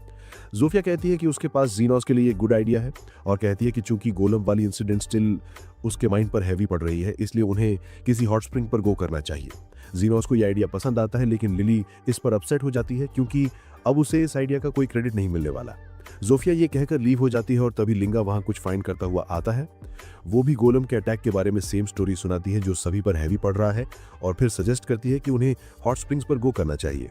जीनोस उसे बताता है कि ये एक गुड आइडिया है, लेकिन इससे पहले कि वो उसे बता पाता कि उसने जूफिया के साथ डील कर लिया है, लिंगा ये कहते हुए उसके होम से निकल जाता है कि अब वो उसके साथ कम कर रहा है क्योंकि उसने प्रॉमिस किया था। लिली और भी ज्यादा अपसेट हो जाती है और तभी लो भी वहां आ जाता है। इस टाइम जीनोस उससे एग्रेसिवली पूछता है कि क्या वो भी उसे हॉट स्प्रिंग्स में इनवाइट करने आई है, और वो शाइली पूछती है कि उससे ये हाउ पता चला। वो कहती है कि अगर वे एक ही बात थिंक करते हैं तो श्योरली वे सोलमेट्स होंगे, लेकिन जीनोस उसे बताता है कि उसके रियल सोलमेट्स लिंगा और जोफिया हैं क्योंकि उनके आइडिया सेम थे। सून क्रिस भी वहां रीच हो जाती है और जीनोस को पता चलता है कि वो भी हॉट स्प्रिंग्स पर गो करना चाहती है, और अनॉयंस में वो उससे कहता है कि ये एक गुड आइडिया है। ये सब देखकर लिली बहुत सैड होती है और साइलेंटली सैड होकर जीनोस सोचता है कि गर्ल्स को हॉट स्प्रिंग्स से इतना अटैचमेंट वाई है। वो लिली से पूछता है कि वो फर्स्ट क्या कह रही थी, तो वो यल करके कहती है कि कोई स्पेशल बात नहीं थी। तभी कार्मिला भी वहां रीच हो जाती है और लिली को टीज करते हुए कहती है कि वो अपने सभी राइवल से लूज हो गई है। फिर वो जीनोस से कहती है कि वो ईयर से हॉट स्प्रिंग्स पर नहीं गई है, इसलिए वो भी उनके साथ गो करेगी। इसके इमीडिएटली बाद जीनोस हॉट वाटर में बात लेने के लिए हॉट स्प्रिंग्स पर गो कर जाता है। उसे लगता है कि एक काम और पीसफुल लाइफ जीने के लिए अंडरग्राउंड हीलर बनने की उसकी ओरिजिनल प्लानिंग अब उसकी रीच से बहुत फार है, क्योंकि कंडीशंस फर्स्ट ही अनकंट्रोलेबल हो चुकी हैं। हाउएवर, उसे ऐसे मोमेंट्स पसंद हैं जब वो अकेले में पीस पा सके, लेकिन उसे पता नहीं कि ये मोमेंट ज्यादा लॉन्ग टाइम तक नहीं लास्ट करने वाला। बाथटब का डोर सडनली ओपन होता है और जोफिया इनसाइड एंटर हो जाती है। जीनोस पैनिक कर जाता है और उसे बताता है कि ये मेंस बाथटब है, और जोफिया उसे बताती है कि उसने बाहर एक बोर्ड लगा दिया है जिस पर रिटन है कि बाथटब क्लीन किया जा रहा है, इसलिए कोई भी उनके साथ न गो करे। वो वाटर में एंटर होती है और जीनोस से कहती है कि वो उसे और भी एग्रेसिवली डेकोरेट करना चाहती है, लेकिन वो जानती है कि ये राइट आइडिया नहीं है। वो उसे बताने लगती है कि उससे मेट होने के बाद वो हाउ चेंज हो गई है, और कॉन्वर्सेशन में उसका टेंशन डाइवर्ट करने की ट्राई करते हुए उसके क्लोज आती रहती है। लेकिन जीनोस ये देख लेता है और जोफिया एग्रेसिव होने का डिसाइड करती है। जैसे ही वो जीनोस के क्लोज जाने के लिए उससे स्ट्रगल करती है, लिंगा भी वहां आ जाती है और जीनोस पर लीव कर पड़ती है और कहती है कि उसे बहुत डिजी फील हो रहा है। हाउएवर, जोफिया ही उसे होल्ड कर लेती है और दोनों में फाइट स्टार्ट हो जाती है। सडनली लो वाटर से बाहर आती है और जीनोस को बताती है कि वो यहाँ लॉन्ग टाइम से उसका वेट कर रही थी। लिंगा और जोफिया उस पर अटैक करते हैं, और जब वे तीनों फाइट कर रहे होते हैं तो जीनोस बैक टर्न कर जाता है क्योंकि वो थोड़ी पीस चाहता है। तभी क्रिस रूम में एंटर हो जाती है और उन डेमी ह्यूमन गर्ल्स पर यल करने लगती है कि वो शेमलेस हो रही हैं क्योंकि ये मेंस बाथरूम है। गर्ल्स उससे कहती हैं कि वो ऐसा बिहेव करना स्टॉप करे जैसे वो जीनोस के लिए भी यहाँ नहीं है, और फोर आपस में फाइट करने लगते हैं। फाइनली जीनोस इतना एंग्री हो जाता है कि उन्हें चेज अवे कर देता है और वे वुमेन्स बाथरूम में गो कर जाती हैं। कोइंसिडेंटली यूमिन नाम की एक हीलर भी वहां प्रेजेंट थी क्योंकि वो किसी वर्क से सिटी में आई थी। वो डिफरेंट स्पीशीज की गर्ल्स को टुगेदर रोम करते देखकर शॉक रह जाती है, और फिर उसे पता चलता है कि उनके ग्रुप में एक एल्फ और एक फैंटम भी है। यूमिन कार्मिला को देखते ही उसे चेज अवे करने की ट्राई करती है, लेकिन कार्मिला वॉल क्रॉस करके मेंस बाथ हाउस में एंटर होकर जीनोस को डिस्टर्ब करने लगती है। इसके इमीडिएटली बाद सभी लोग नाइट डिनर के लिए गैदर होते हैं, लेकिन सबके साथ सिट होने की डिजायर के बावजूद क्रिस अपने ईगो के आगे हार जाता है और एक सेपरेट टेबल पर सिट हो जाता है। लेटर जीनोस लिली को स्लीप करा देता है और कार्मिला के साथ ड्रिंक्स लेने गो कर जाता है। वो स्टिल टायर्ड लग रहा है, सो वो उससे पूछती है कि क्या डिनर एंजॉयबल नहीं था, तो वो आंसर देता है कि स्टार्ट में तो गुड था, लेकिन फिर गर्ल्स ने ड्रिंकिंग कंपटीशन स्टार्ट कर दिया जिसमें विनिंग वाली को उसकी लैप में सिट होने का चांस मिलेगा। इन द एंड वे सभी अनकॉन्शियस हो जाते हैं और जीनोस को उन्हें उनके रूम्स में कैरी करना पड़ता है।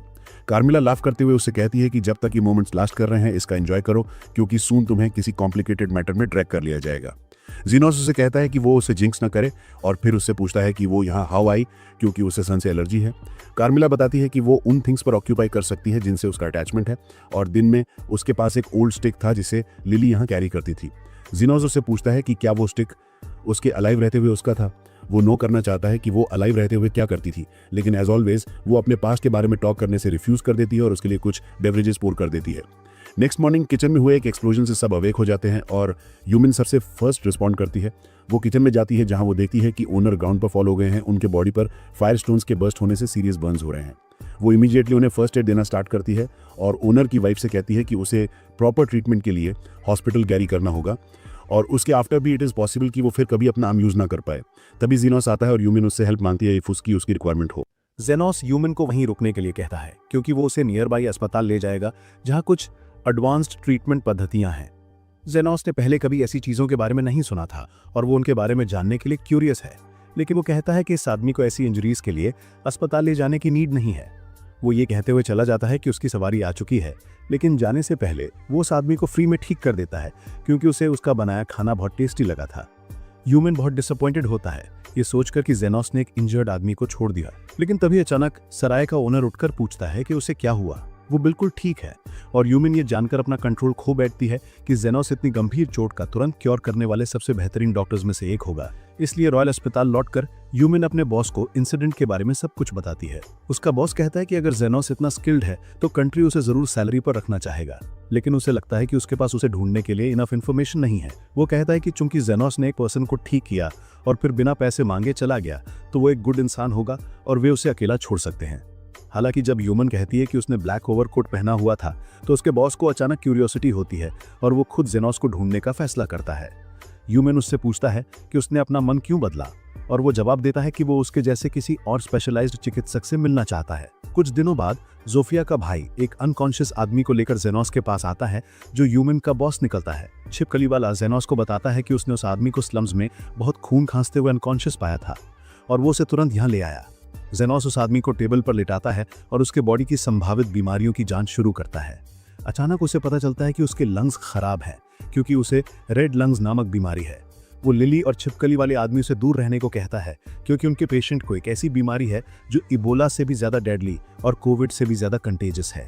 हालांकि उसे तुरंत अपने डायग्नोसिस पर डाउट होता है क्योंकि कुछ साल पहले एक क्योर के जरिए रेड लंग्स की बीमारी का इरेडिकेशन हो गया था। जब वो दूसरे ऑप्शंस के बारे में सोच रहा था तो वो आदमी अचानक उठता है और जेनोस से कहता है कि वो बीमारियों का डायग्नोस करने में वाकई एक्सपर्ट है।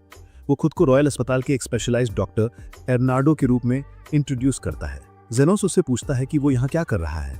तभी ह्यूमन दौड़ती हुई अस्पताल आती है। वो एर्नाडो के बारे में बहुत वरीड है जिसने जेनोस को ढूंढने के लिए डेलिबरेटली खुद को बीमार कर लिया था। वो जेनोस से पूछती है कि क्या उसे सचमुच रेड लंग्स की बीमारी है और जब एर्नाडो खून की खांसी करता है तो वो बताता है कि उसने एक ऐसी मेडिसिन ली थी जो केवल बीमारी के सिम्टम्स की मिमिक करती है। फिर वो एक एंटीडोट लेता है जिससे वो जल्दी ठीक हो जाएगा और जेनोस पूछता है कि उसे ऐसी मेडिसिन कहाँ से मिली। एर्नाडो से बताता है कि जब वो रेड लंग्स की बीमारी का क्योर ढूंढ रहा था तब उसने ये मेडिसिन खुद बनाई थी। जेनोस को आखिरकार एहसास होता है कि एर्नाडो एक बिग नेम है और ह्यूमन अपने बॉस के पीछे पड़ जाती है क्योंकि वो बताती है कि उसने कई डेंजरस बीमारियों का क्योर खोज लिया है और इसी वजह से उसे एक बेहतरीन चिकित्सक का टाइटल मिला है। एर्नाडो बस हंसता है और कहता है कि जब उसने ब्लैक ओवरकोट वाले एक स्किल्ड भूमिगत चिकित्सक के बारे में सुना तो वो जेनोस को देखने के लिए क्यूरियस हो गया था, लेकिन वो पर्सन नहीं था जिसकी उसे तलाश थी। जेनोस उसे बताता है कि वो ओवरकोट असल में उसके मास्टर का था, लेकिन उसे उसका नाम कभी नहीं पता चला। एर्नाल्डो की इंट्यूशन उसे बताती है कि जेनोस उस आदमी का स्टूडेंट है जिसे वो ढूंढ रहा है और वो उसे रॉयल अस्पताल में काम करने के लिए कहता है क्योंकि उनके पास एक कॉम्प्लिकेटेड मैटर है। तभी कार्मिला द्वारा आपात स्थिति का आभास होने पर रेड फ्लैग फहराने के कारण 3 अर्धमानव लड़कियां वहां पहुंच जाती हैं। अगर एर्नाडो और ह्यूमन जेनोस को ले जाने की कोशिश करेंगे तो वे उन्हें पीटने के लिए रेडी हैं और एर्नाडो अपना अप्रोच बदलने का फैसला करता है। वो जेनोस से कहता है कि वो उसे टेम्पररी नौकरी पर रखने के लिए एक ऑफिशियल सर्च करेगा और जेनोस को ये बैड आइडिया नहीं लगता। लड़कियां इससे खुश नहीं हैं, लेकिन जेनोस कहता है कि अब जब उसकी पोल खुल गई है तो उसे कुछ बेहतरीन डॉक्टर्स की नीड है और उससे भी ज्यादा जरूरी बात, उसे याद है कि रेड लंग्स की बीमारी की मेडिसिन पहले स्लम्स में फ्री में बांटी जाती थी, तो वो उसका डेट चुकाना चाहता है। इसके अलावा ऐसा लगता है कि एर्नाडो उसके टीचर को जानता है और जेनोस उसके बारे में और जानना चाहती है, इसलिए वो उसके साथ रॉयल अस्पताल में काम करने के लिए अग्री कर जाती है। इसके तुरंत बाद जेनोस एर्न और ह्यूमन के साथ रॉयल अस्पताल पहुंचता है और वहां का साइज देखकर स्टन रह जाता है। वो कहता है कि ये उसकी पसंद के हिसाब से बहुत बड़ा और ब्राइट है और पूछता है कि क्या उनके पास कोई डार्क और शेडी रूम नहीं है क्योंकि उसे वहीं सबसे ज्यादा कंफर्ट मिलता है। ह्यूमन को उसका एटमॉस्फेयर पसंद नहीं आता, लेकिन एर्न उससे कहता है कि किसी और बात पर डिस्कस करने से पहले उन्हें उसके ऑफिस जाना चाहिए। ऑफिस डार्क, शेडी और खराब मैनेजमेंट वाला निकलता है जिससे जेनोस को होम जैसा फील होता है और फिर एर्न काम पर लग जाता है। वो जेनोस को बताता है कि उसने उसे कुछ मिसिंग पर्संस की इन्वेस्टिगेशन के लिए रखा है। जेनोस कहता है कि ये उसकी एक्सपर्टीज नहीं है, लेकिन एर्न उसे बताता है कि उसे बस कुछ क्वेश्चंस पूछने के लिए इधर उधर जाना है। चूंकि वहाँ यहाँ एक स्पेशल रिसर्च स्टूडेंट के रूप में एंट्री मिली है, इसलिए वो सभी टाइप्स के इवेंट्स में प्रॉपर रिकमेंडेशंस के साथ पार्टिसिपेट कर सकता है जो नॉर्मल स्टूडेंट्स नहीं कर सकते। हालांकि जेनोस समझता है कि इससे इंटेलिजेंस इकट्ठा करना ईजी हो जाएगा, लेकिन उसे वरी है कि कोई उसकी असली आइडेंटिटी का पता लगा लेगा। एर्न के पास पहले से ही ऐसे मैटर्स के लिए कवर स्टोरी है और वो जेनोस से कहता है कि उसे बस एक स्किल्ड डॉक्टर का एक्ट करना है जो अब्रॉड से रिटर्न्ड है और चूंकि एक स्पेशलाइज्ड डॉक्टर उसका साथ दे रहा है इसलिए कोई भी उस पर डाउट नहीं करेगा। इसके बाद जेनोस हॉस्टल की तरफ जाता है और लिली द्वारा उसका वेलकम देखकर वो सरप्राइज्ड रह जाता है। वो पूछता है कि वो यहाँ क्या कर रही है और ह्यूमन समझाती है कि फैमिली मेंबर्स को हॉस्टल में रहने की परमिशन है। लिली प्राउडली कहती है कि वो जेनोस की वाइफ है, लेकिन यूमिन उसे याद दिलाता है कि ऑफिशियली वो उसकी छोटी बहन है। जेनोस लिली को यहाँ लाने के लिए पेपर वर्क करने के लिए यूमिन का थैंक्स करता है और वो ये कहकर वहाँ से चली जाती है। जैसे ही वो अकेले हो जाते हैं, लिली अपने पति का ध्यान पाने के लिए डेस्परेट वाइफ की तरह बिहेव करने लगती है और जेनोस पूछता है कि उसे ये सब किसने सिखाया। इसका स्ट्रेट आंसर है कार्मिला, जो उसके साथ रहने और कुछ प्रॉब्लम्स क्रिएट करने आई है। जेनोस उसे वार्न करता है कि इतने सारे हीलर्स के साथ जैसे ही कोई उसे देखेगा वो घबरा जाएगी, लेकिन कार्मिला जवाब देती है कि उसे रिस्की लाइफ जीना पसंद है। दूसरे दिन जेनोस कैफेटेरिया में यूमिन के साथ ब्रेकफास्ट करता है, जहां वो उससे पूछता है कि वो हीलर लाइसेंस कैसे प्राप्त कर सकता है। वो उसे बताती है कि पहले उसे अपनी बेसिक एजुकेशन सुधारने के लिए किसी प्री स्कूल में एडमिशन लेना होगा और फिर कुछ सालों तक स्टडी करने के लिए किसी रजिस्टर्ड अस्पताल में एडमिशन लेना होगा। उसके बाद अगर वो एग्जामिनेशन पास कर लेता है तो वो लाइसेंस्ड हीलर बन सकता है। जेनोस ये सुनकर स्टन रह जाती है और कहती है कि लाइसेंस्ड हीलर्स वाकई अमेजिंग होते हैं। ह्यूमन ये देखकर सरप्राइज रह जाती है कि उसे अपनी एबिलिटीज का कितना अंदाजा नहीं है। वो समझाती है कि लाइसेंस मिलने के बाद हीलर्स रॉयल अस्पतालों में काम कर सकते हैं या एडवेंचरर्स बन सकते हैं। उनमें से कुछ सीधे मिलिट्री या एलीट क्लास के लिए काम शुरू कर देते हैं और जब किसी डॉक्टर को इनफ एक्सपीरियंस हो जाता है तो वे अपनी रैंक बढ़ाने के लिए एग्जामिनेशन के लिए अप्लाई कर सकते हैं। जेनोस को सारी फॉर्मेलिटीज के बारे में सोचकर हेडेक होने लगता है और वो ह्यूमन से उस मिसिंग पर्सन के बारे में बताने के लिए कहता है जिसे उसे सबसे पहले ढूंढना है। वो बताती है कि मिसिंग पर्सन उसका सीनियर आफरिद है, जो एक एडवांस डॉक्टर है और उस लेबोरेटरी का वाइस हेड है जहां वो काम करती है। वो आफरिद की प्रेज करती रहती है और कहती है कि वो वाकई काइंड और इंटेलिजेंट है और उसने एरन के साथ मिलकर कुछ इंपॉर्टेंट मेडिसिन डेवलप करने में अहम भूमिका निभाई है। जेनोस पूछता है कि उसके पास कोई क्लू है। इससे पहले कि वो उसे कुछ बताती थी, एक रेप्यूटेड ओल्ड पर्सन की लीडरशिप में डॉक्टर्स का एक ग्रुप हॉल में एंटर करता है। जेनोस उससे उस आदमी के बारे में पूछता है और वो उसे बताती है कि वो प्रोफेसर गोल्डन है, अस्पताल का वाइस डायरेक्टर और क्लास 7 का एडवांस्ड हीलर। जेनोस को क्लास 7 का मतलब जानने की क्यूरियोसिटी होती है और यूमिन उसे समझाती है कि बिगिनर्स, इंटरमीडिएट्स और एडवांस्ड हीलर्स 7 कैटेगरीज में डिवाइडेड हैं। क्लास 7 एडवांस्ड हीलर आमतौर पर मिलने वाला हाईएस्ट पोस्ट होता है और उसके बाद उन्हें हाई क्लास हीलर के रूप में प्रमोटेड किया जाता है। जेनोस इम्प्रेस्ड होता है और यूमिन उसे बताती है कि चूंकि अस्पताल डायरेक्टर रेगुलरली वर्क करने के लिए बहुत ओल्ड है, इसलिए गोल्डन के पास यहाँ सबसे ज्यादा अथॉरिटी है। हालांकि उनके चार्ज संभालने के बाद से कंडीशंस बहुत बदल गए हैं और अब केवल रिच कस्टमर्स को ही प्रॉपर ट्रीटमेंट मिल रहा है। वो आगे कहती है कि गोल्डन अपने ट्रीटमेंट स्किल्स पर काम करने के बजाय अपने पॉलिटिकल करियर को बेहतर बनाने में ज्यादा इंटरेस्टेड है। वो कहती है कि कुछ रूमर्स के अनुसार वो 7th क्लास में इसलिए पहुंचा क्योंकि उसके बड़े रिच लोगों से गुड रिलेशंस थे और जेनोस उससे दूर रहने का फैसला करता है। हालांकि यूमिन उसे बताता है कि ये पॉसिबल नहीं है क्योंकि गोल्डन एफ्रेड के मामले में सस्पेक्ट्स में से एक है। वो अपनी पोजीशन को और मजबूत करने के लिए टैलेंटेड डॉक्टर्स को अपने अधीन कर रहा था और उसने एमिटन से एफ्रेड को कुछ समय के लिए बोरो देने के लिए कहा था। चूंकि गोल्डन ने उसके रिसर्च का एक्सपेंडिचर उठाया था, एमिटन को उसका फेवर चुकाना पड़ा और एफ्रेड भी अपने रिज्यूमे में डाइवर्सिटी लाना चाहता था। हालांकि गोल्डन के साथ काम करने के 1 मंथ के बाद एफ्रेड डिसअपियर्ड हो गया और गोल्डन ने कहा कि उसे इस बारे में कुछ भी नहीं पता। जेनोस ये बात समझता है, लेकिन वो जानना चाहता है कि वो गोल्डन के क्लोज कैसे पहुंच सकता है। यूमिन उसे बताती है कि जैसे जैसे वो डिफरेंट फील्ड्स में ब्रिलियंट परफॉर्मेंस करता रहेगा, गोल्डन सबसे पहले उससे कांटेक्ट करेगी। जेनोस को ऐसा पॉसिबल नहीं लगता क्योंकि वो अभी भी खुद को अंडर एस्टिमेट करता है। लेकिन इससे पहले कि यूमिन अपनी कंफ्यूजन दूर कर पाती, क्रेसेंट नाम का एक लाल बालों वाला बुली वहां आता है और बिना किसी कारण के उससे रूड बातें करने लगता है।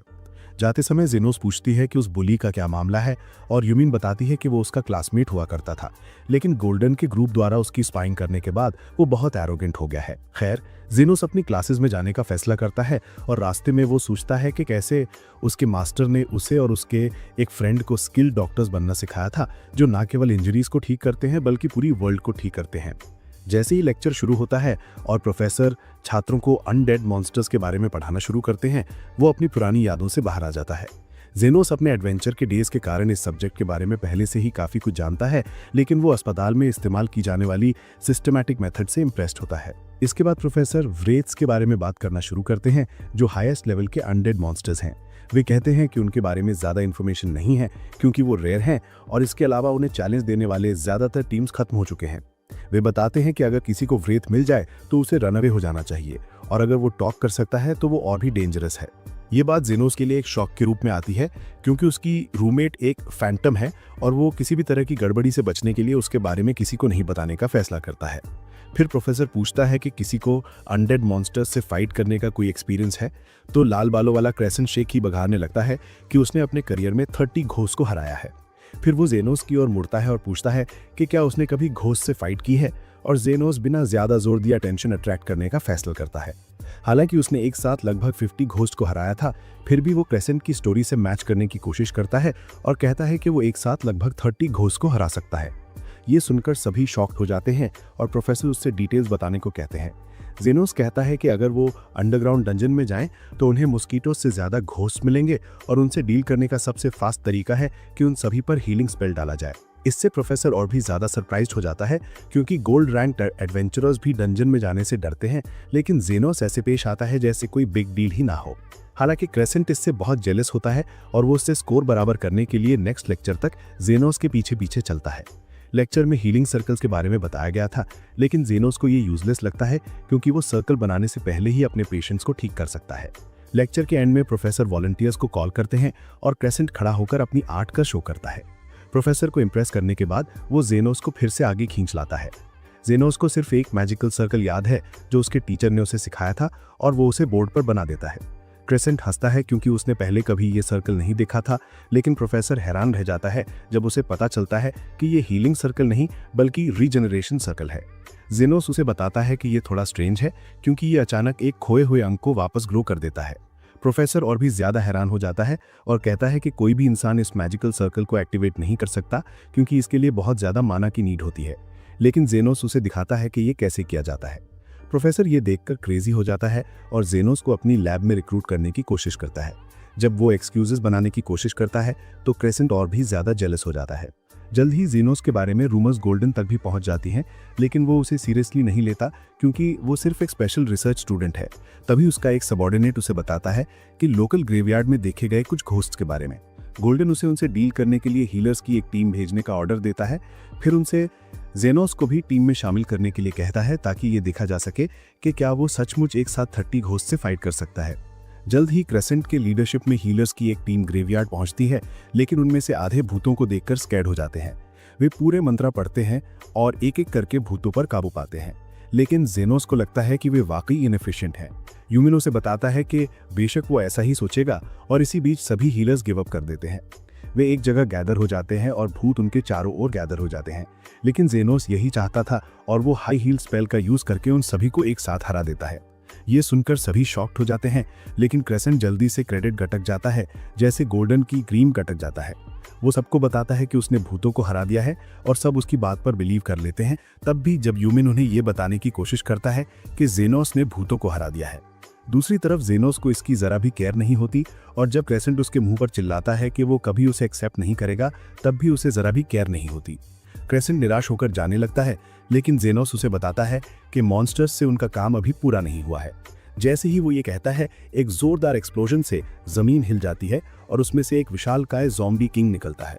हीलर्स उससे स्कैर्ड हो जाते हैं, लेकिन वे तुरंत क्रेसेंट की ओर मुड़ते हैं और उससे कहते हैं कि उन्हें पूरा ट्रस्ट है कि वो उसे हरा सकता है। क्रेसेंट उन्हें ये नहीं बता पाता कि उसने पहले लाई बोला था और वो मदद के लिए यूमिन की ओर मुड़ता है, लेकिन यूमिन उसका मजाक उड़ाती है और कहती है कि वो अकेले ही मॉन्स्टर से लड़कर दिखाए कि गोल्डन फैक्शन के मेंबर्स कितने स्किल्ड हैं। फिर क्रेसेंट जेनोस की ओर मुड़ता है जो सचमुच सोचता है कि वो अकेले ही मॉन्स्टर से निपट सकता है, इसलिए वो भी कहता है कि वो इंटरफेयर नहीं करेगा। कोई चारा न होने पर क्रेसेंट फियर से कांपता हुआ ज़ॉम्बी की ओर दौड़ता है। वो उस पर एक तेज हीलिंग स्पेल का प्रयोग करता है, लेकिन इससे ज़ॉम्बी के बॉडी पर बस एक छोटा सा वुंड बनता है जो तुरंत ठीक हो जाता है। क्रेसेंट घबरा जाता है क्योंकि उसका सबसे पावरफुल स्पेल यूजलेस हो गया और फिर ज़ॉम्बी किंग उस पर अटैक करने लगता है। वो अटैक से बचने की पूरी कोशिश करता है और इससे जेनोस कंफ्यूज्ड हो जाता है। वो यूमिन से पूछता है कि क्रेसेंट काउंटर अटैक क्यों नहीं कर रहा है और वो उसे बताती है कि वो पहले लाई बोल रहा था जब उसने कहा था कि वो इससे डील कर सकता है। वो जेनोस से कहती है कि वो उसकी जल्द मदद न करे क्योंकि वो अपने बैड बिहेवियर के लिए पनिशमेंट पाने का डिजर्व्स करता है। लेकिन जेनोस को एहसास होता है कि यूमिन क्रेसेंट को पसंद करता है, लेकिन वो एक सुंडरे प्रो मैक्स है जो अपनी फीलिंग्स को एक्सप्रेस नहीं कर सकती। तभी क्रेसेंट ज़ॉम्बी किंग के अटैक का विक्टिम हो जाता है जो उसे कसकर पकड़ लेता है और उसकी सारी बोन्स तोड़ देता है। जैसे ही वो खाया जाने वाला होता है, क्रेसेंट मदद की भीख मांगता है और जेनोस मेगा हील मामा के एक बेहद हाई लेवल स्किल का इस्तेमाल करता है, जिससे हवा में दर्जनों चमकीले रंग के हीलिंग और भर जाते हैं और विशालकाय मॉन्स्टर तुरंत वेपराइज्ड हो जाता है। इसके बाद क्रेसेंट और यूनिन फिर से आपस में झगड़ने लगते हैं, लेकिन जेनोस को लगता है कि अनडेड मॉन्स्टर्स ज्यादा ताकतवर अनडेड मॉन्स्टर्स की ओर अट्रैक्टेड होते हैं। आम लोग शायद सोचे कि भूत ज़ॉम्बी किंग की वजह से कब्रिस्तान में इकट्ठा हुए थे, लेकिन उसे एहसास होता है कि ज़ॉम्बी किंग खुद यहाँ इसलिए आया है क्योंकि सबसे ताकतवर अनडेड मॉन्स्टर कार्मिला इस समय अस्पताल में है। जल्द ही जेनोस अपने हॉस्टल रूम में लौटता है जहां वो कार्मिला को इस थ्योरी के बारे में बताता है कि अनडेड मॉन्स्टर्स ज्यादा ताकतवर अनडेड मॉन्स्टर्स की ओर अट्रैक्टेड होते हैं। ये सुनकर वो प्राउड से भर जाती है और कहती है कि ऐसा इसलिए होगा क्योंकि उसका ऑरा और रिस्क पॉइंट इस वर्ल्ड से बाहर है और मॉन्स्टर्स मरने के बाद भी उसकी ओर आना स्टॉप नहीं कर सकते। फिर वो सीरियस हो जाती है और जेनोस से पूछती है कि क्या वो उसे दूर भेजने की प्लानिंग कर रहा है, और जेनोस जवाब देता है कि उसकी प्रेजेंस हर जगह प्रॉब्लम्स पैदा कर सकती है, इसलिए उसे अपने पास रखना ही उसके लिए बेटर होगा। लिली इमेजिन करने लगती है कि जेनोस भी उससे यही बात कह रहा है, जबकि कार्मिला स्टन रह जाती है क्योंकि जब से वो एक फैंटम बनी है तब से किसी ने भी उसे अपने साथ रहने के लिए नहीं कहा है। अगले दिन क्रेसेंट अपनी रिपोर्ट अपने सीनियर को देने जाता है, जिसने छात्रों से सुना है कि कैसे क्रेसेंट ने भूत भगाने के मिशन के दौरान सबको सेव किया था। सीनियर क्रेसेंट से कहता है कि उसने गुड जॉब किया, लेकिन चूंकि उसने सबको सेव किया इसका मतलब है कि जेनोस ने कुछ नहीं किया और वो प्रोफेसर गोल्ड्रिन के फैक्शन में शामिल होने के वर्दी नहीं है। सीनियर क्रेसेंट से कहता है कि वो जेनोस पर नजर रखे, लेकिन लगता है कि उस लाल बालों वाले बुली में जमीर की थोड़ी शॉर्टेज है। वो घबराहट में सीनियर के सामने सच सच कह देता है और मान लेता है कि जेनोस ने ही भूतों के झुंड और विशालकाय ज़ॉम्बी किंग को हराया था। यह कहकर वो ऑफिस से निकल जाता है और खुद को कोसता है कि उसने बिग डैडी गोल्डन का ध्यान खींचने का इतना शानदार मौका गंवा दिया, लेकिन उसे इस बात की भी खुशी है कि उसने जेनोस को उसकी जान बचाने के लिए उसका डेट चुका दिया। इसके तुरंत बाद अर्न जेनोस को बताता है कि गोल्डन लैब उसे ढूंढ रही है, जिसका मतलब है कि ज़ॉम्बी किंग को भगाने के उसके वीरतापूर्ण कारनामे उसे अंदर लाने के लिए काफी थे। जेनोस ये सुनकर हैरान रह जाता है क्योंकि उसे यकीन था कि क्रेसेंट सारा क्रेडिट खुद ले लेगा, लेकिन अर्न उसे बताता है कि अब इन सब बातों का कोई मतलब नहीं है। वो कहता है कि हालांकि उसने गोल्डन लैब का ध्यान अपनी ओर खींच लिया है, लेकिन ये तो बस शुरुआत है और जब तक गोल्डन से उसका इंटरव्यू नहीं हो जाता वो इसे सक्सेसफुल नहीं कह सकता। जेनोस ये सुनकर पहले ही थक चुका था, लेकिन अर्न उसे बताता है कि गोल्डन इस समय रॉयल अस्पताल का सबसे इंपॉर्टेंट और सबसे बिजी पर्सन है और वो किसी के लिए भी टाइम नहीं निकाल पाता। जेनोस कहता है कि उसे उन लोगों से नफरत है जो खुद को बहुत इंपॉर्टेंट समझते हैं, लेकिन अर्न उसे बताता है कि गोल्डन के लिए अथॉरिटी और हायरार्की बहुत इंपॉर्टेंट है। जेनोस सोचता है कि इस मामले में अर्न को गोल्डन से बेटर होना चाहिए क्योंकि वो एक एक्सीलेंट चिकित्सक है, लेकिन अर्न जवाब देता है कि ऐसा हमेशा नहीं होता। पहली बात तो ये कि उसने मेडिसिन बनाकर एक विशिष्ट चिकित्सक की उपाधि प्राप्त की थी जो एक अच्छे चिकित्सक होने के समान नहीं है, और दूसरी बात गोल्डन का पॉलिटिकल इन्फ्लुएंस बहुत ज्यादा है। जेनोस इन सब बातों के बारे में ज्यादा सोचना नहीं चाहता, इसलिए वो पहले गोल्डन लैब जाने का फैसला करता है। पता चलता है कि गोल्डन खुद उस इंटरव्यू में मौजूद है और वो जेनोस से पूछता है कि वो क्या कर सकता है। जेनोस जवाब देता है कि वो सिर्फ ट्रीट कर सकता है और गोल्डन उसके जवाब से सेटिस्फाइड नहीं है। वो कहता है कि इस देश में चिकित्सकों का एक स्पेशल स्टेटस है और इस देश के हिस्ट्री पर उनका सबसे बड़ा इन्फ्लुएंस रहा है। ये जेनोस के लिए अच्छी न्यूज़ है। फिर गोल्डन अनाउंस करता है कि वो जल्द ही शासक वर्ग में शामिल होने की प्लानिंग कर रहा है ताकि चिकित्सकों को उनका हकदार प्रॉफिट मिल सके। वो कहता है कि हर कोई एक जैसा नहीं है और जिनके पास मनी है उनके साथ उन लोगों से बेहतर ट्रीट किया जाना चाहिए जिनके पास मनी नहीं है। गोल्डन फिर जेनोस से क्लास में बनाया गया हीलिंग सर्कल बनाने को कहता है ताकि वो उसकी कुशलता की जांच कर सके। वो कहता है कि अगर वो अभी अपनी कुशलता प्रूव कर दे तो वो उसे अपने गुट में शामिल करेगा और ये इंश्योर करेगा कि वो अपनी क्षमता के अकॉर्डिंग ऊंचाइयां हासिल करे। जेनोस तुरंत एक कागज पर हीलिंग सर्कल बनाता है और गोल्डन उसे देखकर दंग रह जाता है। हालांकि वो अपने हाव भाव छिपाता है, फिर भी वो बताना शुरू करता है कि हीलिंग सर्कल बनाने के अलग अलग तरीके होते हैं, लेकिन उन्हें एक्सेप्ट करने के लिए जरूरी है कि वो मूल सिद्धांतों के प्रति सच्चे हों। वो जेनोस द्वारा बनाए गए सर्कल का स्टडी करता है और कहता है कि ये अनयूजुअल और नया है, लेकिन उसे पता चलता है कि ये मूल सिद्धांतों का रिस्पेक्ट करता है। इसी वजह से वो उसे अपनी लेबोरेटरी में रिक्रूट करने का फैसला करता है और जैसे ही प्रोफेसर कमरे से बाहर निकलता है जेनोस राहत की सांस लेता है। अगले दिन गोल्डन अपने फॉलोअर्स के साथ रॉयल अस्पताल में अपनी पावर वॉक शुरू करता है और जेनोस समझ ही नहीं पाता है कि उसे क्या करना चाहिए। क्रेसेंट उसे देख लेता है और उसे लाइन में लगने और बाकी सबकी तरह कॉन्फिडेंस से भरे दिखने के लिए कहता है। जेनोस को उसका नाम भी याद नहीं है, लेकिन क्रेसेंट उसे थैंकफुल होने के लिए कहता है कि उसने लैब में शामिल होने के लिए उसका नाम सजेस्ट किया। जेनोस उससे पूछता है कि उसने ऐसा क्यों किया और क्रेसेंट बताता है कि वो गोल्डन गुड में ऊपर पहुंचने के लिए उसका यूज करेगा, हालांकि वो अभी सबसे लोएस्ट लेवल पर है। खैर जेनोस को पता चलता है कि गोल्डन अपने फॉलोअर्स के साथ अस्पताल के चक्कर लगाता है ताकि ऑरा पॉइंट कमा सके और वो अपने टाइम बचाने के लिए सिर्फ रिच पेशेंट से मिलने जाता है। जेनोस को ये बिल्कुल यूजलेस लगता है, लेकिन वो गोल्डन के काम करने के तरीके को जानने के लिए भी क्यूरियस है, इसलिए वो लाइन काटकर उसे करीब से देखने का फैसला करता है। वो कमरे की ओर दौड़ता है और गोल्डन को एक मुड़े हुए टखने वाले आदमी की जांच करते हुए पाता है। वो तुरंत अपने 3 फॉलोअर्स को बुलाता है और उनसे जादू करके उस आदमी को ठीक करता है और जेनोस हैरान रह जाता है क्योंकि उसने पहले कभी ऐसा कुछ नहीं देखा था। वो लाइन के अंत में वापस दौड़ता है जहां क्रेसेंट उस पर पहले दिन की बेवकूफ़ी भरी हरकतों के लिए भड़क उठता है। जीनोस उससे पूछता है कि प्रोफेसर ने कौन सी अजीब टेक्निक इस्तेमाल की थी और क्रेसेंट उसे ये भी ना जानने के लिए इडियट सैंडविच कहता है। वो समझाता है कि हेल्थ ट्रांसफर विधि गोल्ड रिंग की स्पेशलिटी है, जिसमें वो एक स्वस्थ व्यक्ति की वाइटैलिटी को एक घायल व्यक्ति में ट्रांसफर करता है ताकि उसे बेटर महसूस हो। इस तरह मरहम लगाने वाले सीरियस इंजरीज का ट्रीटमेंट कर सकते हैं, भले ही वे उतनी पावरफुल ना हो। लेकिन सीरियस इंजरीज को ठीक करने के लिए ज्यादा डोनर्स को अपनी वाइटैलिटी देनी पड़ती है ताकि उन्हें थोड़ी टायर्डनेस के अलावा किसी और नेगेटिव इफेक्ट का सामना ना करना पड़े। जीनोस इससे बहुत इंप्रेस होता है और कहता है कि शायद इसीलिए गोल्ड रिंग को इतने सारे फॉलोअर्स की नीड है। लेकिन क्रेसेंट उसे बताता है कि इसकी एक और वजह है। अस्पताल के पुराने डायरेक्टर जल्द ही रिटायर होने वाले हैं और फिर उनके पद के लिए इलेक्शन होगा। गोल्डन के पास इलेक्शन जीतने के लिए पहले से ही पर्याप्त इन्फ्लुएंस है, लेकिन वो अभी भी और फॉलोअर्स जुटाकर सबको अपनी ताकत दिखाना चाहता है। जीनोस इन्फॉर्मेशन के लिए उसका थैंक्स करता है और फिर पूछता है कि क्या वो एल्फ्रोड नाम के उस आदमी के बारे में कुछ जानता है। क्रेसेंट ये नाम सुनकर थोड़ा नाराज हो जाता है क्योंकि गोल्ड रिंग को उससे बहुत उम्मीदें थीं, लेकिन वो बिना किसी सुराग के डिसअपीयर हो गया। जीनोस ने डिटेल्स मांगा और क्रेसेंट उसे केवल इतना बता पाया कि उसे एक डिनर में इनवाइटेड किया गया था जिसमें गोल्ड रिंग ने अपने सभी पसंदीदा लोगों को बुलाया था और फिर वो अचानक डिसअपीयर हो गया। उस दिन बाद में जीनोस अर्न को सारी इंफॉर्मेशन देता है और सोचता है कि उसका काम कंप्लीट हो गया है, लेकिन अर्न उसे बताता है कि ये तो बस स्टार्ट है। वो जीनोस से गोल्ड रिंग के पसंदीदा लोगों में से एक बनने के लिए कहता है ताकि उसे अगले डिनर पर बुलाया जा सके और इस तरह उसे और सबूत मिल सके। जीनोस कहता है कि वो बस घर जाना चाहता है, लेकिन वो काम कंप्लीट करने का फैसला करता है ताकि वो अपने मास्टर के बारे में जान सके। अर्न ये सुनकर खुश होता है और उठते ही जानबूझकर कुछ कॉइन्स जमीन पर गिरा देता है। वो जीनोस से पूछता है कि अगर उसे किसी जरूरी इवेंट में जाने की जल्दी हो और उसके पास सारे कॉइन्स चुनने का टाइम ना हो तो वो सबसे पहले कौन सा कॉइन उठाएगा। वो तुरंत मेन पॉइंट पर आता है और जीनोस से पूछता है कि क्या उसे लगता है कि अलग अलग लोगों की जिंदगी के कॉइन्स की तरह अलग अलग वैल्यू होते हैं।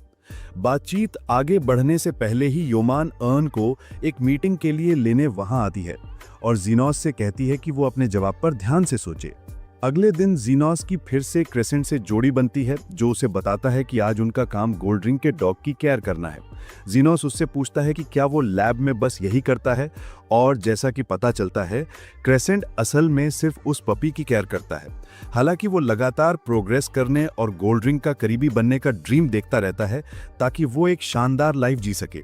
जीनोस इस बात से थोड़ा कंफ्यूज्ड है क्योंकि उसके लिए एक मरहम लगाने वाले का मतलब लोगों का ट्रीटमेंट करना है और क्रेसेंट कहता है कि आइडियली ऐसा ही होना चाहिए, लेकिन असल वर्ल्ड अलग है। वो एक्सेप्ट करता है कि एक समय वो भी आशा से भरा हुआ था और सोचता था कि वो भविष्य में बहुत से लोगों को बचा लेगा, लेकिन उसे जल्द ही पता चल गया कि उपचार के जादू की भी अपनी लिमिट्स होती हैं। वो कहता है कि मनी और पावर होना उपचार करने की एबिलिटी से बेहतर है। तभी अचानक एक शराबी वहां आता है और उससे पूछता है कि क्या वो आज फिर गोल्ड रिंग के डॉग को टहला रहा है। क्रेसेंट बॉन्ड्स नाम के आदमी का अभिवादन करते हुए अपनी बात कहता है, जो कहता है कि उसे सच में उस घमंडी दिखने वाले डॉग से नफरत है, और फिर लड़खड़ाते हुए अपने ठिकाने पर वापस चला जाता है। जीनोस क्रेसेंट से उस शराबी के बारे में पूछता है और उसे पता चलता है कि वो गोल्ड रिंग का पहला सेक्रेटरी है। वो ज्यादा काम भी नहीं करता, लेकिन चूंकि वो उसका पुराना फ्रेंड है, गोल्ड रिंग उसे जॉब से नहीं निकालती या डिमोट नहीं करती। तभी बॉन्ड्स क्रेसेंट पर एक बॉटल फेंकता है और उसे पकड़ने के लिए कहता है। क्रेसेंट टाइम पर रिएक्ट नहीं कर पाता और बॉटल जमीन पर गिरकर डॉग के पास टूट जाती है, जिससे डॉग चौंककर भाग जाता है। क्रेसेंट और जीनोस उसका पीछा करते हैं, लेकिन तब तक बहुत देर हो चुकी होती है जब वो मेन रोड पर पहुंच जाता है और एक गाड़ी उसे कुचल देती है। क्रेसेंट तुरंत डॉग के पास जाता है और उस पर हाई हील का वार करता है, लेकिन वो बहुत वरिड है क्योंकि चोट के मार्क्स रह जाएंगे और गोल्ड रिंग उसे जरूर पनिश करेगी। जीनोस को क्रेसेंट पर दया आती है और वो डॉग पर एक साधारण उपचारी जादू करता है, जिससे उसके बॉडी के सारे मार्क्स मिट जाते हैं। क्रेसेंट घबरा जाता है क्योंकि ऐसा करने के लिए बहुत स्किल की नीड होती है, लेकिन जीनोस उसे बताता है कि ये तो बस नॉर्मल उपचारी जादू था। फिर वो डॉग को उठाता है और कहता है कि उसे आज रेस्ट करने देना ही बेहतर होगा, और क्रेसेंट उसके पीछे दौड़ता है और उससे कहता है कि वो उसका काम ना छीने। बाद में योमान जीनोस को टहलने के लिए बुलाता है और उसे तुरंत रियलाइज होता है कि उसे उससे कुछ कहना है। वो उसे कहता है कि वो टाइम वेस्ट ना करे और जो कहना चाहती है वो कहे, और योमान तुरंत उससे अपोलोजाइज मांगती है। वो कहती है कि अगर वो ज्यादा स्किल्ड होती तो गोल्ड रिंग का ध्यान खींचने के लिए काफी होती, और जीनोस को इसमें घसीटा ही नहीं जाता। वो इसके लिए खुद को ब्लेम फील करती है, लेकिन जीनोस उसे बताता है कि वो अच्छा है क्योंकि उसे अर्न से पैसे मिलने वाले हैं। उससे भी ज्यादा वो खुश है कि इस इंसिडेंट की वजह से उसे एक रॉयल अस्पताल में जाने का मौका मिला और जल्द ही वो अपने टीचर के बारे में और जान पाएगा। इस बारे में बात करते हुए योमान जीनोस से उसके टीचर के बारे में पूछती है और वो बता नहीं पाता कि वो किस तरह का इंसान था। हालांकि वो प्राउडली कहता है कि वो अपने मास्टर का ऋणी है जिन्होंने उसे सिर्फ उपचार जादू से कहीं ज्यादा सिखाया। योमान कहती है कि उसके लिए भी अर्न वैसा ही है क्योंकि जब से उसने उपचारक बनने का फैसला किया है तब से अर्न ने उसका पूरा गाइडेंस किया है। वो गलती से अर्न के बारे में बहुत सारी पर्सनल चीजें बता देती है, जैसे कि कैसे उसकी गर्लफ्रेंड भाग गई क्योंकि वो अपने रिसर्च में बहुत ज्यादा डूबा हुआ था, और जीनोस उससे पूछता है कि उसे ये सब कैसे पता है। योमान अचानक बताती है कि अर्न असल में उसकी मदर का छोटा भाई और उसका अंकल है, लेकिन उसे अर्न जैसी टैलेंट नहीं मिली। जीनोस उससे पूछता है कि वो किस पर रिसर्च कर रही है, और योमान कहती है कि वो मेडिसिन्स के स्टोरेज पर काम कर रही है जो काफी बोरिंग है। जीनोस उसकी बात से एग्री करता है, लेकिन उसे बताता है कि उसके टीचर अक्सर कहा करते थे कि जिंदगी की सबसे इंपॉर्टेंट चीजें अक्सर बोरिंग होती हैं। इसके बाद वो खुलकर बातें करने लगते हैं। तभी अचानक पीछे से कार्मिला बोलती है कि जीनोस को कोई और पॉसिबल वाइफ मिल गई है। योमान अचानक आई इस आवाज से कंफ्यूज्ड हो जाती है, लेकिन जीनोस उसे समझाता है कि उसे बुरा नहीं मानना चाहिए क्योंकि ये कोई बिग डील नहीं है। जल्द ही वे दौड़कर उनके पास पहुंच जाते हैं। वो जीनोस के सामने घुटने टेककर मदद की भीख मांगता है क्योंकि वो वाकई ट्रबल में है, और जबकि जीनोस उससे पहले ही थक चुका है, कार्मिला उसे बताती है कि शायद ये किसी इंटरेस्टिंग टर्न पर पहुंच जाए। क्रेसेंट द्वारा जीनोस से मदद की भीख मांगने की वजह कुछ आवर्स पहले स्टार्टेड हुई, जब गोल्ड रिंग एक पावरफुल सरदार से मिलकर वापस लौटा जिसने हमेशा उसका साथ दिया था। सरदार ने उससे अपनी बेटी का हालचाल पूछने को कहा, जिसके चेहरे पर दाने निकल आए थे और वे दिन ब दिन बढ़ते जा रहे थे। गोल्ड रिंग को तुरंत रियलाइज हुआ कि ये वियर्ड फेस नाम की बीमारी है, और उस एलीट ने उससे अपनी बेटी का ट्रीटमेंट करने की रिक्वेस्ट की।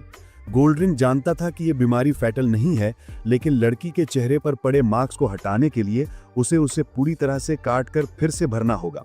इससे लड़की के चेहरे पर एक परमानेंट मार्क रह जाने की पॉसिबिलिटी थी, लेकिन गोल्ड रिंग को ट्रस्ट था कि अगर पर्याप्त स्टूडेंट्स अपनी वाइटैलिटी उसे डोनेट कर दें तो वो उसे ऐसे ठीक कर सकता है जैसे उसे कभी डैमेज हुआ ही ना हो। लेकिन समस्या ये थी कि लड़की ने लोगों को अपना जख्मी चेहरा दिखाने से रिफ्यूज कर दिया था, और गोल्ड रिंग परेशान था क्योंकि वो बहुत से लोगों को साथ लिए बिना उसकी मदद नहीं कर सकता था। वो सोच रहा था कि उसे क्या करना चाहिए, इसलिए उसने सोचा कि वो थोड़ा आराम कर ले और अपने पप्पी के साथ कुछ अच्छा टाइम बिताए, क्योंकि इससे उसे हमेशा पीस मिलता है। जैसे ही वो अपने ऑफिस से बाहर निकला, उसकी मुलाकात नशे में धुत अपने असिस्टेंट से हुई, जिसने उस पर सार्केज्म करते हुए कहा कि उसके प्यारे छोटे पप्पी को एक गाड़ी ने कुचल दिया। गोल्ड रिंग ये सुनकर एकदम भड़क गया, लेकिन उस शराबी ने उसे बताया कि उसके द्वारा नियुक्त दाई ने बॉब को ठीक कर दिया है, इसलिए वो ठीक है। गोल्ड रिंग ने अपने भरोसेमंद लोगों से ये कंफर्म करने के बाद कि उसकी पेट सचमुच एक्सीडेंट का विक्टिम हुई है, तुरंत अपने कमरे की ओर दौड़ा। लेकिन जब उसने उसे बिना किसी खरोच के बिल्कुल ठीक देखा तो वो दंग रह गया। उसने सोचा कि जिस व्यक्ति ने उसके डॉग को बिना कोई वाउंड दिए ठीक कर दिया, वो उस एलीट्स डॉटर के साथ भी ऐसा ही कर सकता है, और इस तरह क्रेसेंट का नाम इस मैटर में शामिल हो गया। करेंटली वापस आते हुए जीनोस कोई भी डिसीजन लेने से पहले उसकी बात सुनने का फैसला करता है, और वे उसके कमरे में जाते हैं जहां क्रेसेंट उसे सारी बातें बताता है। वो जीनोस को बताता है कि गोल्डरिन ने उसे 7 बड़े एलीट्स में से एक की डॉटर का चेहरा ठीक करने के लिए कहा है, और अगर वो इसमें गड़बड़ करता है तो वो कभी सक्सेसफुल नहीं हो पाएगा। जीनोस उसे लड़की के चेहरे के डिफॉर्म टिश्यू को काटने और फिर उसे ठीक करने के लिए कहता है, लेकिन क्रेसेंट आह भरते हुए कहता है कि नॉर्मल लोग ऐसा नहीं कर सकते। वो बहुत घबरा जाता है, लेकिन फिर योमन उससे पूछता है कि गोल्डरिन ने उसके जैसे किसी व्यक्ति को इतना हाई प्रोफाइल केस लेने के लिए क्यों कहा। वो ये कहकर कॉन्फिडेंस से काम लेने की कोशिश करता है कि गोल्डरिन ने आखिरकार उसे नोटिस कर लिया है, लेकिन योमन उसे नॉनसेंस कहता है। क्रेसेंट रोने लगता है और अपनी बात खुलकर कहता है कि जब गोल्डरिन ने डॉग्स नैनी के बारे में इंक्वायरी की थी तो उसका नाम सामने आया था। योमन उससे पूछता है कि अगर उसके पास खुद को बचाने के लिए स्किल नहीं है तो उसे क्रेडिट लेने की क्या नीड थी, और क्रेसेंट जवाब देता है कि ज़ॉम्बी किंग वाली इंसिडेंट के दौरान उसने पहले ही मिस्टेक कर दी थी। वो कहता है कि चूंकि उसने एक बार अपनी यूजलेसनेस एक्सेप्ट कर ली थी, इसलिए उसे यकीन था कि अगर सेक्रेटरी को इस बार भी उसकी यूजलेसनेस का पता चल गया तो उसे ग्रुप से निकाल दिया जाएगा। वो जीनोस से मदद की गुहार लगाता है, तभी लिली चाय लेकर वहां आती है। ह्यूमन उसे जीनोस की सिस्टर के रूप में इंट्रोड्यूस करता है, लेकिन उसे इतना चिपका हुआ देखकर क्रेसेंट को सरप्राइज होता है कि क्या वे एलाबामा के प्यारे भाई बहन हैं। खैर, वो लिली के साथ अच्छे रिलेशंस बनाने की कोशिश करता है ताकि जीनोस उसकी मदद करने को तैयार हो, लेकिन वो उसके जैसे फील्ड पर्सन के साथ कुछ भी नहीं करना चाहती। अगले दिन एलीट अचानक आपात स्थिति में गोल्ड्रेन को बुलाता है और प्रोफेसर क्रेसेंट और जीनोस को अपने साथ ले जाता है। एलीट बताता है कि उसकी डॉटर शार्लेट सर्जरी से रिफ्यूज कर रही है क्योंकि वो अपने चेहरे पर किसी भी तरह का स्कार नहीं चाहती। उसने खुद को अपने कमरे में बंद कर लिया है और किसी को भी खुद से मिलने नहीं दे रही है और एलीट उसके लिए बहुत वरिड है। वो गोल्ड्रेन से कहता है कि वो अकेला व्यक्ति है जिस पर वो उसे बिलीव दिला सकता है कि वो ठीक हो जाएगी, और गोल्ड्रेन घबराकर उसकी बात मान लेती है। एलीट डॉक्टर चिकित्सकों को अपनी डॉटर्स रूम में ले जाता है, जहां वो उससे गोल्ड्रेन को उसकी कंडीशन देखने देने के लिए कहता है। गोल्ड्रेन भी शार्लेट से ट्रीटमेंट के लिए उस पर ट्रस्ट करने के लिए कहती है, लेकिन वो उसे बताती है कि वो किसी को भी अपने चेहरे पर ब्लेड नहीं लगाने देगी। वो एक पागल नार्सिसिस्ट निकलती है जो सोचती है कि एक राइवल एलीट फैमिली की लड़की ने उसकी ब्यूटी से जेलस होकर ये सब रचा है और अब हर कोई उसका चेहरा खराब करने आया है। खैर, क्रेसेंट उसके डेल्यूलू लेवल से मैच करने का फैसला करता है और जीनोस से कहता है कि वो शार्लेट को सर्जरी के लिए मना लेगा और जब वो ठीक हो जाएगी तो वो उससे लव करने लगेगी और वो किसी एलीट फैमिली में मैरी कर लेगा। जीनोस उसे आगे बढ़ने के लिए कहता है और क्रेसेंट गोल्डन से उस लड़की से बात करने की परमिशन मांगता है। हालांकि शार्लेट उसे बताती है कि वो इतनी डेस्परेट नहीं है कि किसी मामूली असिस्टेंट से बात करे और उसे वहां से चले जाने के लिए कहती है। कोई और चारा न होने पर गोल्डन जीनोस को सिग्नल करती है कि वो कोशिश करके देखे और वो दरवाजे पर जाने से पहले आह भरता है। वो शार्लेट के साथ पूरी तरह कंफर्टेबल है और उसे बताता है कि अगर वो सर्जरी नहीं चाहती तो कोई बात नहीं, क्योंकि कोई भी किसी भी वजह से अपना चेहरा कटवाने से डरेगा। वो उसे बताता है कि उसके चेहरे पर जो उभार है उससे उसे कोई हेल्थ प्रॉब्लम नहीं होगी, इसलिए अगर वो नहीं चाहती तो उसे इसे हटवाने की नीड नहीं है। फिर वो उससे घिनौना व्यवहार करते हुए कहता है कि ये उभार किसी बूढ़े इंसानी चेहरे का रूप ले सकता है और कुछ लोग अपने चेहरे से इतना जुड़ जाते हैं कि उसे इंसानी नाम तक दे देते हैं। जेनोस कहता है कि उसका काम खत्म हो गया है और जैसे ही वो मुड़ता है 4 डोर खोल देती है, क्योंकि अब उसे इस उभार को बिना ट्रीटमेंट के छोड़ने में डर लग रहा है। वो सबको अंदर आने देती है और पूछती है कि क्या ये सच है कि उसके चेहरे पर ये उभार जल्द ही किसी बूढ़ी औरत के चेहरे जैसा दिखने लगेगा, और क्रिसेंट उत्सुकता से बताता है कि ये सच है। हालांकि 4 उसे चुप रहने के लिए कहती है क्योंकि वो उसकी अगली वॉइस अपने कानों से खून बहाए बिना नहीं सुन सकती। गोल्ड्रिम आगे बढ़कर जेनोस द्वारा 4 को बताई गई बात की पुष्टि करती है। 4 उससे पूछती है कि वो ऐसा होने से कैसे रोक सकती है। गोल्ड्रिम बताती है कि अजीब चेहरे का एकमात्र इलाज सर्जरी ही है। ये सुनकर 4 जोर से चिल्लाती है कि वो सर्जरी नहीं करवाना चाहती और अगली भी नहीं बनना चाहती। हर कोई उसे समझाने की कोशिश करता है कि यही एकमात्र ऑप्शन है, लेकिन 4 उससे पूछती है कि क्या वे गारंटी दे सकते हैं कि कोई स्कार नहीं रहेगा, क्योंकि वो सर्जरी तभी मानेगी जब कोई अपनी जान की बाजी लगाने को रेडी हो। जब कोई जवाब नहीं देता तो वो रूम से बाहर निकल जाती है। गोल्ड्रिम फिर से जेनोस को सिग्नल देती है कि वो उससे बात करे, क्योंकि उसे लगता है कि वो उसके जैसे बिगड़ेल बच्चों को संभालना जानता है। जेनोस उसके पीछे बैल्कनी तक जाता है, जहां वो 4 को उसके बर्ड्स कलेक्शन को घूरते हुए पाता है। उसकी सारी चाइल्डिश एनर्जी गायब हो चुकी है और अब वो सैड रहने लगी है, लेकिन जेनोस उस पर ज्यादा ध्यान नहीं देता क्योंकि उसे एक इंजर्ड बर्ड दिखाई देता है। वो उसे चेक करने का फैसला करता है और 4 बताती है कि उसे ये बर्ड कल गार्डन में मिला था। वो कहती है कि ये बर्ड अब कभी उड़ नहीं पाएगा, बिल्कुल उसकी तरह। वो कहती है कि जैसे ये बर्ड कभी स्काई में नहीं लौटेगा, वैसे ही वो भी कभी सोशल लाइफ नहीं जी पाएगी। जेनोस उससे पूछता है कि क्या वो ठीक होना चाहती है और 4 उस पर चिल्लाती है कि उसे अकेला छोड़ दे, लेकिन जेनोस कामली कहता है कि अगर वो ठीक होना चाहती है तो वो पेशेंट है और वो किसी भी पेशेंट की सोशल स्टेटस की परवाह किए बिना उसका इलाज करेगा। इतना कहकर वो उस बर्ड को फ्री कर देता है जिसका उसने इलाज किया था। अचानक वो बर्ड उसके हाथ पर बैठता है और जेनोस फिर पूछता है कि क्या वो ठीक होकर अपनी लाइफ नॉर्मल जीना चाहती है। ये सुनकर 4 सर्जरी के लिए तैयार हो जाती है। इसके तुरंत बाद 4 को एक टेम्पररी ऑपरेशन रूम में बेहोश कर दिया जाता है। जैसे ही नोबल्स वहां से चले जाते हैं, गोल्ड्रिम क्रिसेन और जेनोस से कहती है कि अगर उनकी वजह से ये ऑपरेशन फेल हो गया तो उन्हें लाइफ भर पछताना पड़ेगा। क्रिसेन कांपते हुए कहता है कि वो पूरी कोशिश करेगा। तभी जेनोस उसे कहता है कि ये सर्जरी वो खुद करेगा। क्रिसेन हैरानी से पूछता है कि क्या उसने पहले ऐसा किया है। जेनोस जवाब देता है कि बचपन में उसने एक बार इस तरह के स्ट्रेंज फेस का इलाज किया था। क्रिसेन को समझ नहीं आता कि वो क्या कहना चाहता है, लेकिन उसे उस पर ट्रस्ट है। गोल्ड्रिम उन्हें जल्दी शुरू करने को कहती है। क्रिसेन सर्जिकल नाइफ उठाता है और जेनोस ये देखकर शॉक रह जाता है कि बाकी डॉक्टर्स सर्जरी के लिए मोनोब्लेड नहीं बल्कि ऑर्डिनरी टूल्स यूज करते हैं। वो क्रिसेन से कहता है कि डॉग की तरह कांपना बंद करो वरना पेशेंट को नुकसान हो जाएगा। क्रिसेन जवाब देता है कि इस सर्जरी को कठिनाई के लिहाज से हाई रेटेड माना गया है। वो खुद को काम करता है और टेक्स्ट बुक नॉलेज याद करता है, लेकिन जेनोस पहले क्विक स्कैन करता है और बताता है कि रूट्स अलग जगह हो सकती हैं। वो रूट्स का एग्जैक्ट लोकेशन बताता है और क्रिसेंट हैरान रह जाता है कि बिना छुए ही वो इतना कुछ जान गया। गोल्ड्रिम इम्पेशेंट होकर कहती है कि जल्दी शुरू करो। जेनोस क्लियर इंस्ट्रक्शंस देता है और उनकी मदद से क्रिसेंट रूट्स निकालने लगता है। सब इम्प्रेस्ड होते हैं, लेकिन जैसे ही वो लास्ट रूट हटाने वाला होता है, पता चलता है कि वे नर्व्स में फंसी हैं। अब डिलेमा ये होता है कि क्या रिस्क लेकर अभी सर्जरी पूरी की जाए या हॉस्पिटल ट्रांसफर किया जाए। गोल्ड्रिम ऑर्डर देती है कि रूट्स अभी हटाओ, चाहे नर्व्स कट करनी पड़े। अचानक वो खुद नाइफ उठाकर नर्व्स काट देती है और ब्लेम क्रिसेंट पर डाल देती है। तभी नोबल अंदर आता है और पूछता है कि सब ठीक है। गोल्ड्रिम तुरंत कहती है कि उसके बेवकूफ असिस्टेंट ने नर्व्स काट दी हैं और अब गर्ल को हॉस्पिटल ले जाना पड़ेगा। वो कहती है कि अब वो कभी पहले जैसी नहीं दिखेगी। क्रिसेंट पैनिक हो जाता है क्योंकि उसे स्केप गुड बनाया जा रहा है, लेकिन तभी जेनोस बीच में आता है और कॉन्फिडेंटली कहता है कि चिंता मत करो। वो कहता है कि बस कट हुई नर्व को जोड़ना है और इसके लिए हॉस्पिटल जाने की भी जरूरत नहीं। गोल्ड्रिम डिसबिलीफ में है। जेनोस पेशेंट के पास जाता है, मोनोब्लेड बनाता है और तुरंत बाकी रूट्स हटा देता है। फिर वो मास्टरफुली बैंडेज करके नर्व्स जोड़ देता है। क्रिसेंट और गोल्ड्रिम स्टन रह जाते हैं, लेकिन जेनोस उनके सवालों से पहले ही काम खत्म कर चुका होता है। कुछ घंटों बाद चार जागती है और मिरर देखकर रोने लगती है क्योंकि उसका फेस नॉर्मल हो चुका होता है। उसके फादर इस सक्सेस का क्रेडिट गोल्ड्रिम को देते हैं, लेकिन चार को फेंटली जेनोस का ऑपरेशन याद रहता है और अब वो उसके प्रति सचमुच क्यूरियस और इम्प्रेस्ड हो जाती है। अगले दिन जेनोस ह्यूमन को एक्सपेरिमेंटल मेडिसिन की कुछ बक्से ले जाने में हेल्प करता है जिन पर अर्न काम कर रहा है। तभी अर्न भी स्टोर रूम में पहुंच जाता है और जेनोस से उस नोबल लड़की की सर्जरी के बारे में पूछना शुरू कर देता है। वो जवाब देता है कि सर्जरी सक्सेसफुल हुई और अर्न को पूरा भरोसा है कि इससे गोल्ड्रिम का ध्यान उस पर जाएगा। उसी समय क्रिसेंट दौड़कर आता है और जेनोस को बताता है कि गोल्ड्रिम ने उन दोनों को आज शाम अपनी डिनर पार्टी में इनवाइट किया है और अर्न जेनोस को कंग्रेचुलेट करता है और कहता है कि अब वो अपने मिशन को पूरा करने के एक कदम और करीब आ गया है। जल्द ही गोल्ड्रिम की हवेली में ग्रैंड डिनर पार्टी का आयोजन होता है।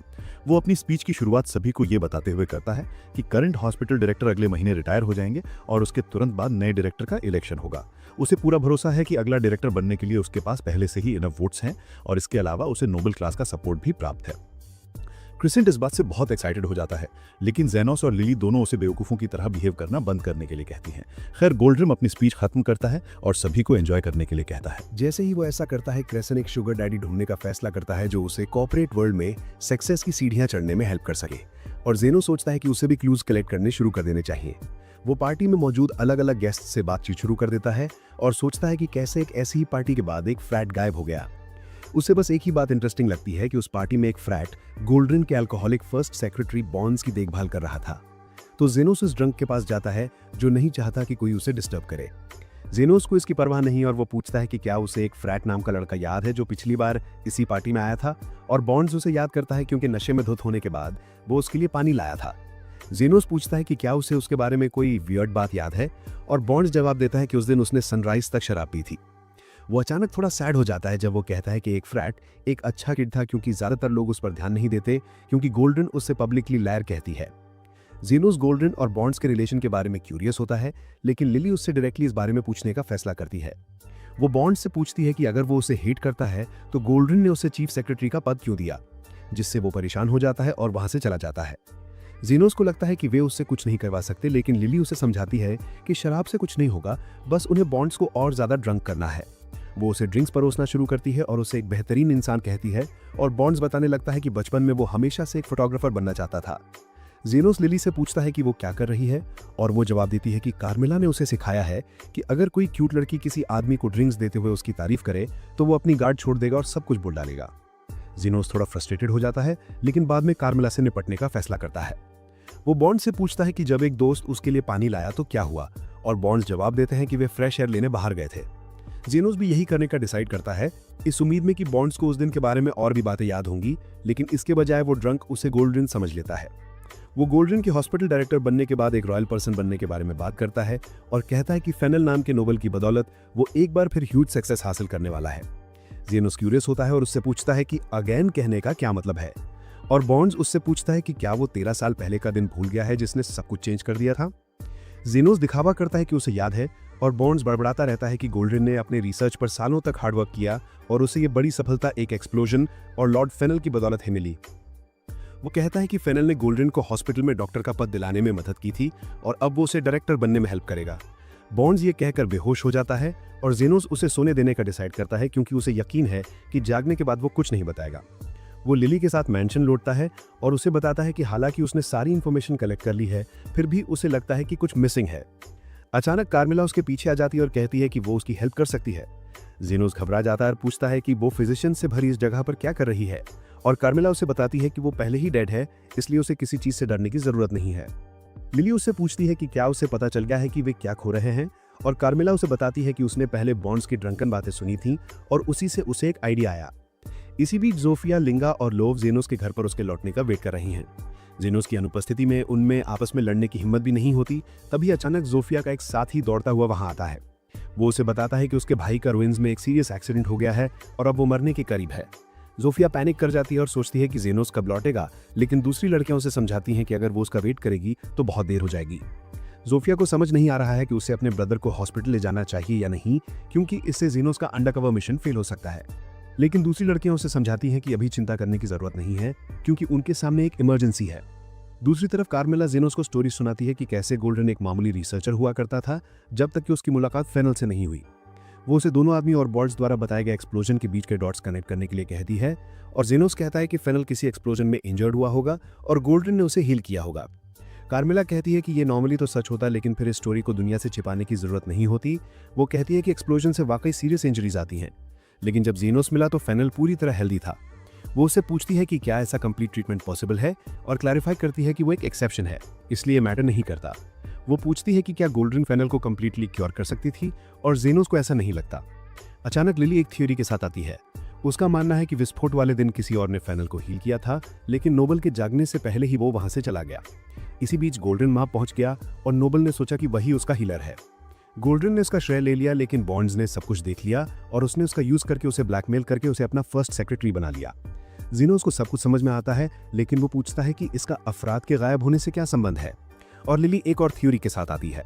वो कहती है कि शायद बॉन्ड्स ने पिछली पार्टी में नशे में धुत होकर अफराद को सच्चाई बता दी थी, और अगर खबर बाहर आ गई तो अपने बुरे अंजामों से बचने के लिए अफराद एस्केप कर गया।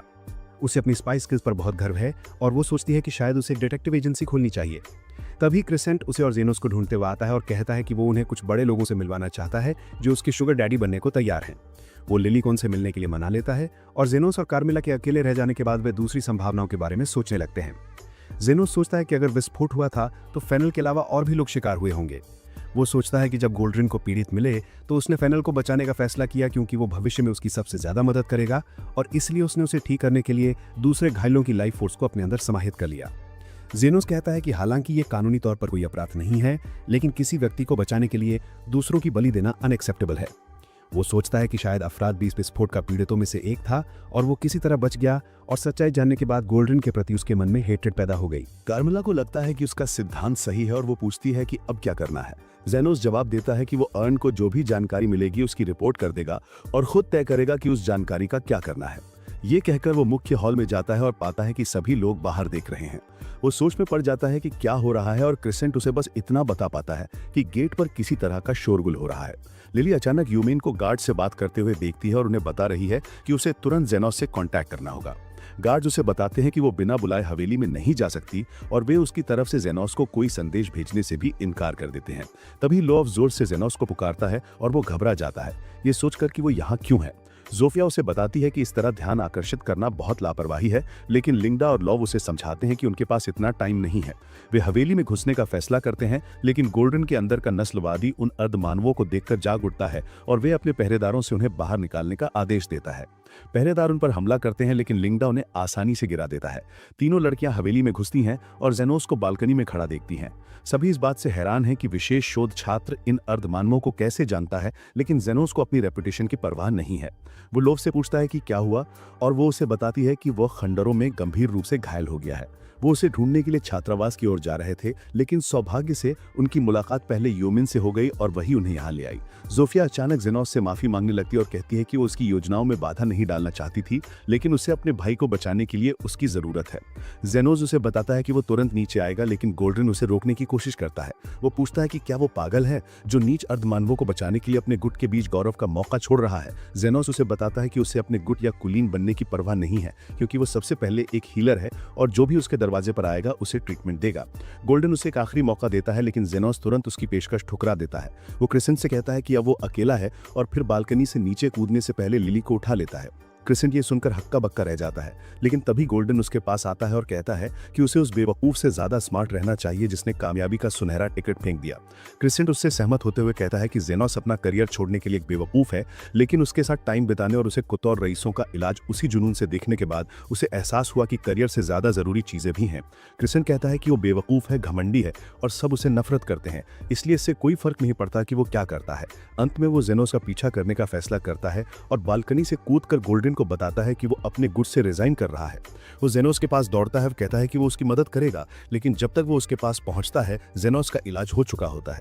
क्रिसेंट निराश हो जाता है क्योंकि उसे लगता है कि उसने बिना किसी कारण के गोल्डन गुट छोड़ दिया है और योमेन उसे बेवकूफ सैंडविच कहती है। हालांकि वो उससे कहती है कि वो अब तक का सबसे साहसी बेवकूफ है और उसने अभी जो किया उससे वो बहुत प्रभावित हुई है। दोनों फिर से मजाक करने लगते हैं और आखिरकार जेनोस क्रिसेंट को अपना सर्वेंट बनाने का फैसला करता है। अगले दिन वो अर्न को पूरी रिपोर्ट देता है जो पुष्टि करता है कि एक बार अफराद ने उसे बचपन में एक बड़ा एक्सीडेंट होने के बारे में बताया था। सभी को यकीन है कि ये वही विस्फोट था जिसमें गोल्डन ने फिनल को बचाया था और अफराद बदला लेना चाहता है। अर्न सोचता है कि वो उस दिन अपना बदला लेने की कोशिश करेगा जब गोल्डन हॉस्पिटल डायरेक्टर बनने की खुशी में एक पार्टी देगा और जेनोस उसे बताता है कि पार्टी अगले दिन है। अर्न धोखाधड़ी रोकने के लिए उस पार्टी में जाने का फैसला करता है और फिर जेनोस को अपना मिशन जल्दी पूरा करने के लिए धन्यवाद देता है। वो कहता है कि हॉस्पिटल ड्यूटी से छुट्टी मिलने की फॉर्मेलिटीज में एक और दिन लगेगा, इसलिए वो उस दौरान जो चाहे कर ले। वो वादा करता है कि वो उसकी फीस चुकाएगा और कागजी कार्रवाई पूरी होने पर उसे टीचर के बारे में भी बताएगा और जेनोस को इससे कोई आपत्ति नहीं है। उसी शाम को योमेन और क्रिसेंट जेनोस के लिए एक फेवल पार्टी रखते हैं। क्रिसेंट नशे में धुत हो जाता है जब वो पता चलता है कि जेनोस एक अंडरग्राउंड हीलर है जो गोल्डन गुट में घुसपैठ के मिशन पर था। वो रोने लगता है क्योंकि उसे अभी अपने फ्यूचर का अंदाजा नहीं है, लेकिन जेनोस उसे समझाता है कि वो हर परिस्थिति में खुद को एडजस्ट कर सकता है। इसके बाद क्रिसेंट को और भी झटके लगते हैं और लिली अचानक घोषणा करती है कि वो जेनोस की होने वाली वाइफ है। तभी उसकी नजर वार्डरोब के पीछे छुपी कार्मिला पर पड़ती है। जैसे ही कार्मिला स्पॉट होती है बाहर आ जाती है और योमेन उसे देखकर घबरा जाता है, लेकिन और भी शौक तब लगता है जब जेनोस उसे यकीन दिलाता है कि कार्मिला एक अच्छी घोस्ट है और उसका कोई बुरा इरादा नहीं है।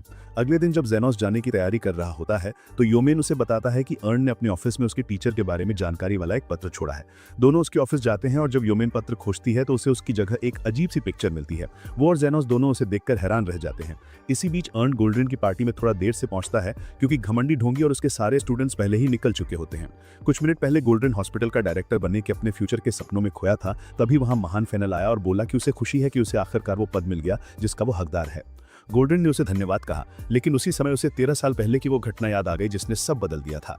उस समय एक मैजिक टूल्स की फैक्ट्री में ब्लास्ट हुआ था। गोल्डन कई साल रिसर्च करके भी नाकाम रहा था और अपने गांव लौट रहा था। रास्ते में उसने एक घायल नोबलमैन को देखा और उसे हील करने का फैसला किया, इस उम्मीद में कि शायद उसे बाद में इनाम मिलेगा। पर उसे नहीं पता था कि वो आदमी देश के 7 बड़े सरदारों में से एक था। हैरानी की बात यह थी कि पहली बार उसका हेल्थ ट्रांसफर मैजिक काम कर गया, भले ही इसका मतलब ये था कि उसने बाकी विक्टिम्स की लाइफ ले ली। गोल्डन के दुर्भाग्य से बॉन्ड्स ने उस घटना की पिक्चर खींच ली थी। उसे चुप कराने के लिए गोल्डन ने उसे अपना पहला सेक्रेटरी बना दिया। जैसे ही कहानी खत्म होती है, गोल्डन देखता है कि अर्न उसके पास वाइन बॉटल लेकर आ रहा है। गोल्डन उसका मजाक उड़ाता है और पूछता है कि क्या वो नए डायरेक्टर की चापलूसी करने आया है, लेकिन अर्न उसकी बातों पर ध्यान नहीं देता। गोल्डन फिर जेनोस का जिक्र करता है और कहता है कि पहले लगा था उस लड़के में पोटेंशियल था, पर अंत में उसने उसे डिसअपॉइंट कर दिया। वो बताता है कि उसने जेनोस को अपनी डिनर पार्टी में बुलाया था, लेकिन वो कुछ हाफ ह्यूमंस को हील करने चला गया। उसके हिसाब से सबकी लाइफ इक्वल वैल्यू की नहीं होती। इसके तुरंत बाद फेनल गोल्डन के सम्मान में टोस्ट देता है और कहता है कि वो उस समय की कहानी सुनाएगा जब उसने 13 साल पहले गोल्डन से अपनी जान बचाई थी, लेकिन गोल्डन रोक देता है और कहता है कि उस स्टोरी की जरूरत नहीं। फेनल बस मुस्कुराकर कहता है कि गोल्डन हम्बल है और अपनी पास्ट अचीवमेंट्स को याद नहीं करना चाहता है। गोल्डन को लगता है कि यही उसका चरम है। वो ग्लास उठाकर अपने ब्राइट फ्यूचर के लिए टोस्ट करता है। इसी समय जेनोस और योमन फेनल का इलाज करने के लिए एक आर्मी ढूंढते हैं। ह्यूमन पिक्चर में यंग अफराद को दिखती है और अब उसे यकीन हो जाता है कि वो बदला लेने के लिए तैयार है, लेकिन तभी उसे एक औरत का फेस दिखाई देता है जिसे देखकर वो हैरान रह जाती है।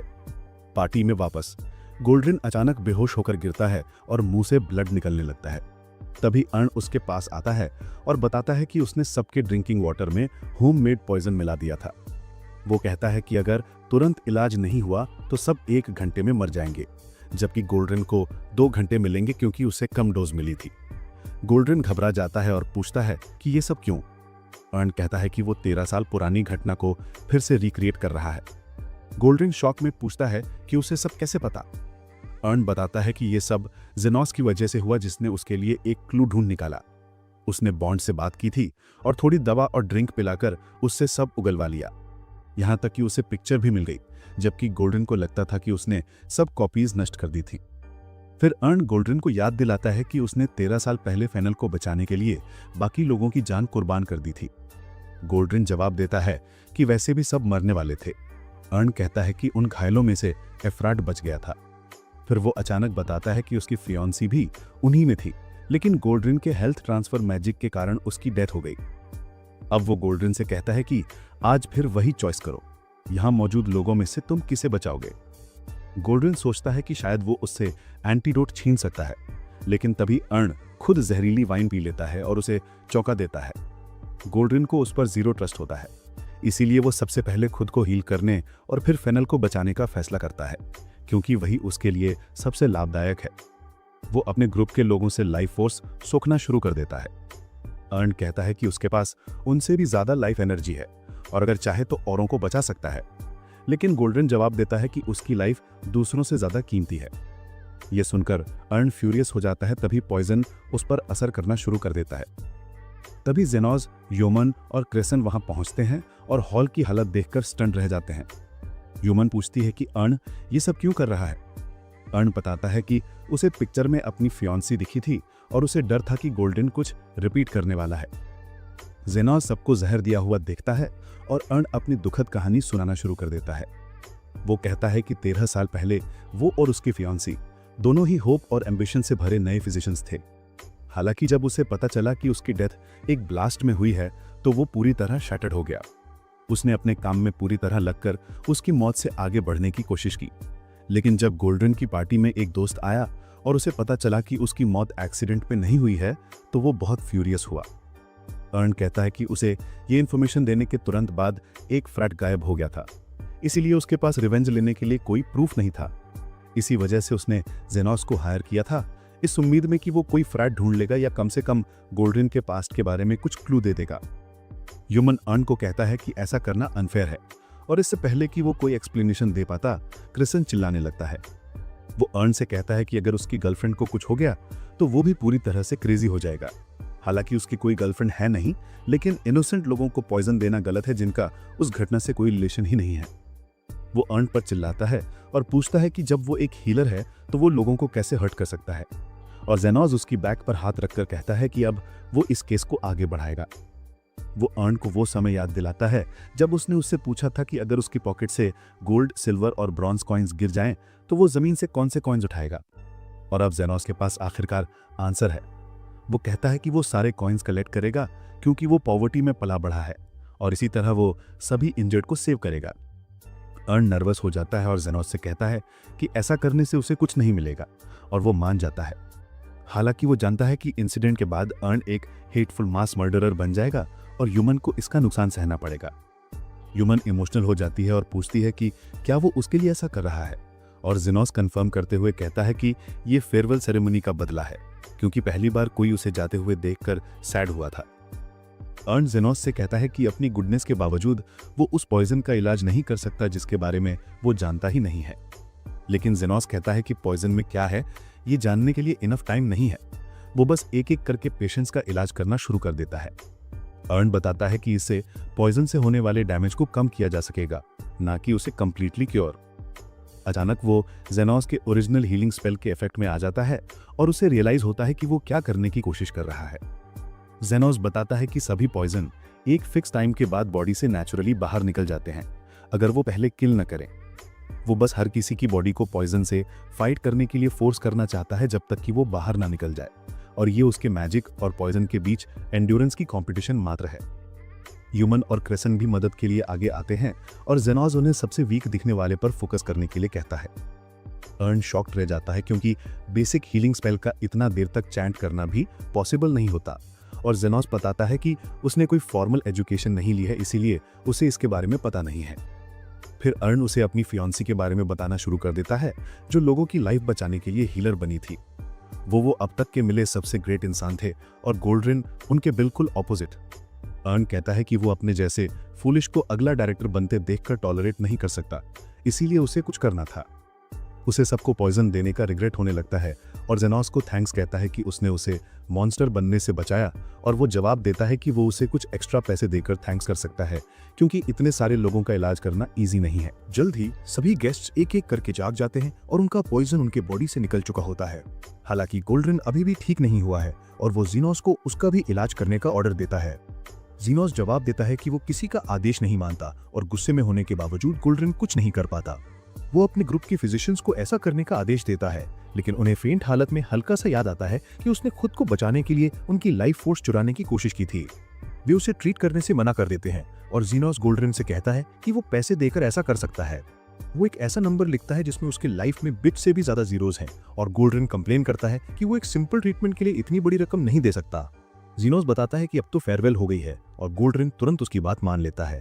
हालांकि जीनोस उस चीप इंसान का इलाज कर पाता उससे पहले ही फिनेल वहां आ जाती है और गोल्डरिन से कहती है कि वे इस मैटर पर बाद में डिटेल में बात करेंगे, जिससे गोल्डरिन को एहसास होता है कि वो सब कुछ खो देगा। इसके तुरंत बाद ऊर्न को कैद कर लिया जाता है और जीनोस और यूमॉन उससे मिलने आते हैं। ऊर्न हमेशा की तरह चीयरफुल और थोड़ा अलग थलग सा रहता है।